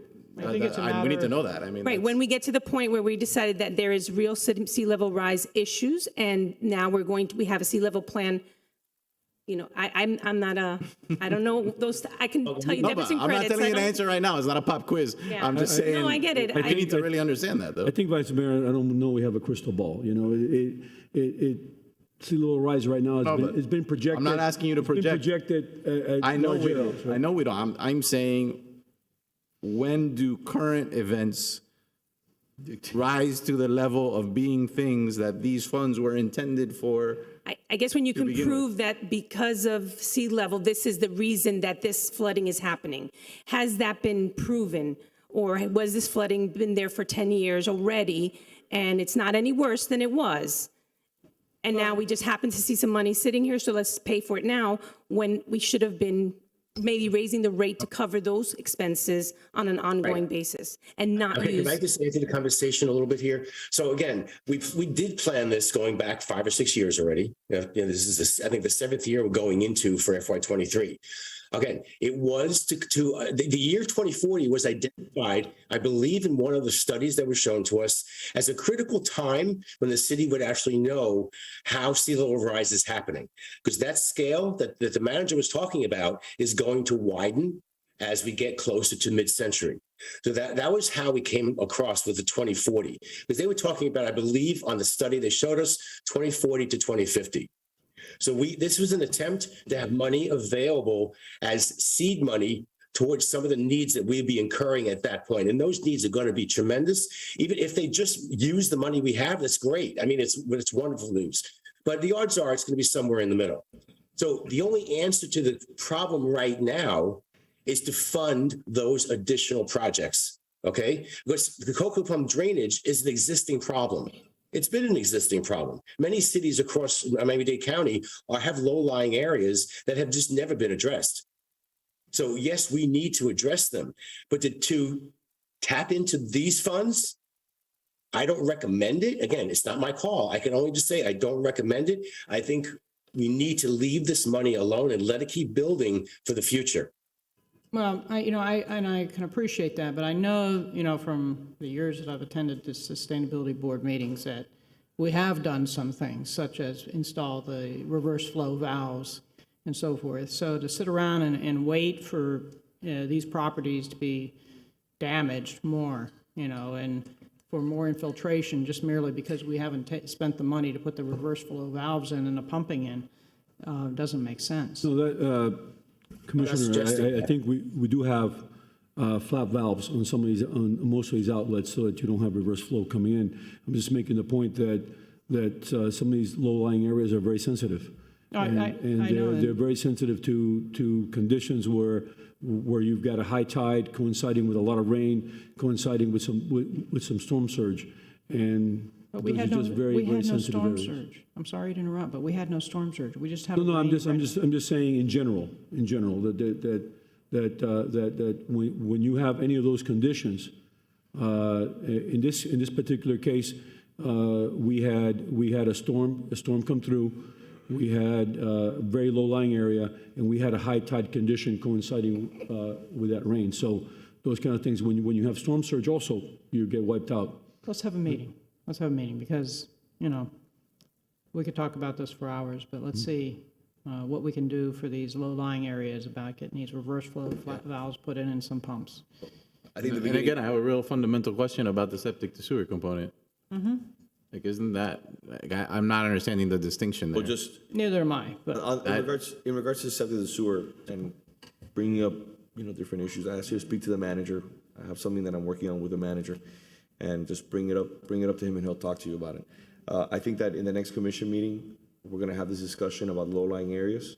I'm putting an agenda. I asked everybody to co-sponsor it because we need to start figuring out funding for the next few years to start working on this. And if it can't be from this tranche of money because it'll affect our bonding and it'll affect our credit rating, I'm not looking to tap it right now, but I want some real answers, and they have to be more concrete than just, this is not my expertise and I need to find it, somebody else got to answer this question. I'm not asking for one today. I'm asking for one maybe the next 6 months. I think that I've already discussed this with the Public Works Director, and we can look at these low-lying areas and what possible solutions we have. Certainly, you have pump stations and things like this, but that's a very expensive proposition. Of course, very expensive. We're looking at maybe increasing French drains and maybe providing additional positive outflows. Again, environmental issues are in control of that. So we have to look at all these conditions here. And I will be in discussion with the Public Works Director to see what solutions we can come up in these low-lying areas that are going to be certainly more highly affected by things such as storm surge, high tide, and how that correlates. If you have a low tide condition, it certainly helps. In this case, we were having a high tide condition as things came in. But there are certainly problematic areas because water doesn't flow uphill, right? And that's really the bottom line.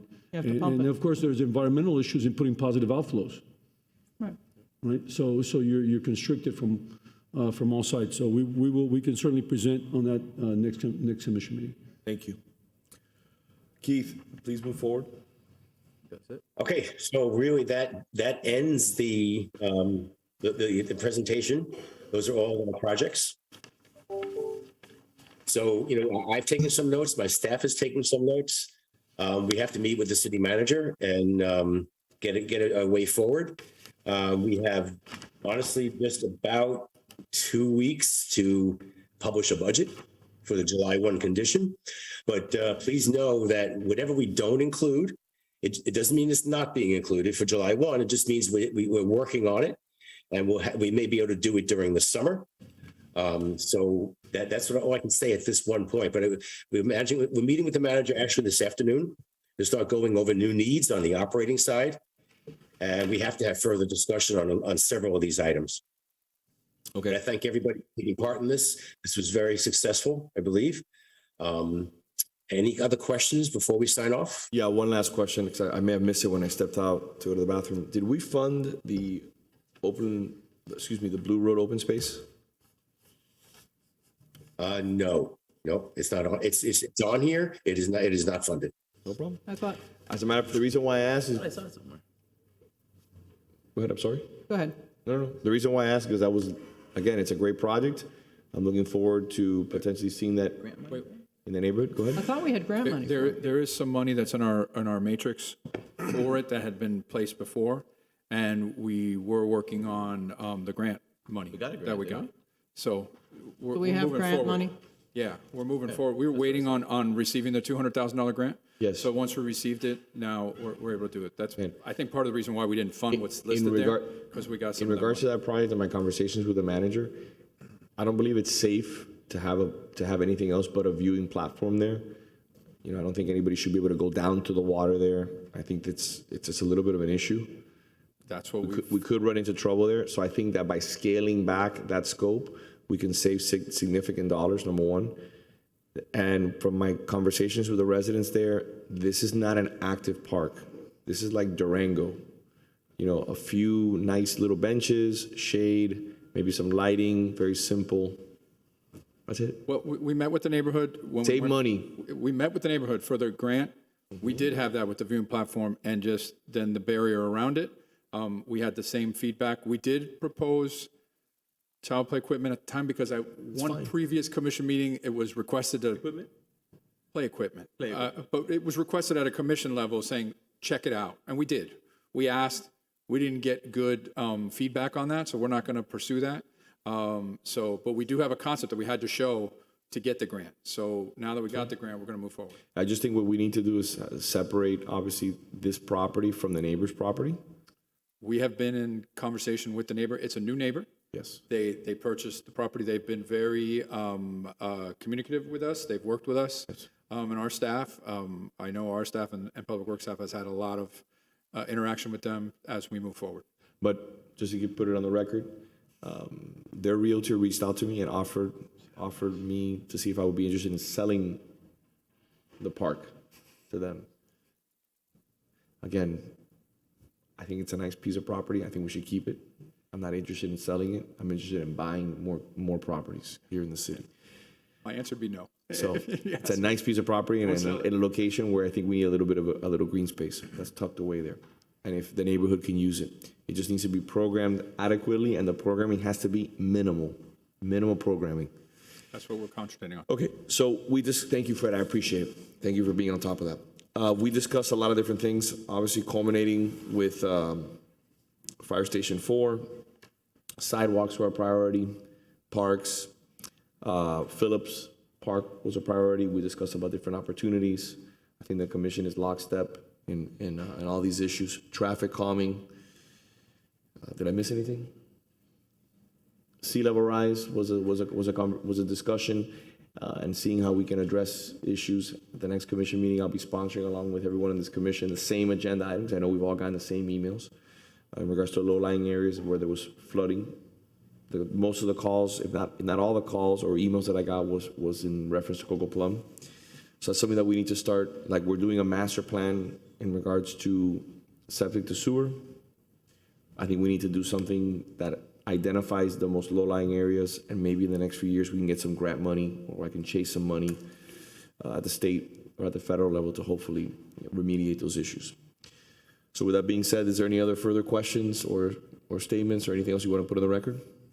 No, I think we had a rather productive, vigorous discussion. All right. Thank you. In closing, thank you to staff. Again, like always, you do a wonderful job. The manager, the city attorney, the city clerk, but more importantly, thank you to the entire staff for your commitment to the city of Coral Gables. Thank you. I look forward to hearing you in the second budget hearing. Have a good trip. Thank you. Mhm.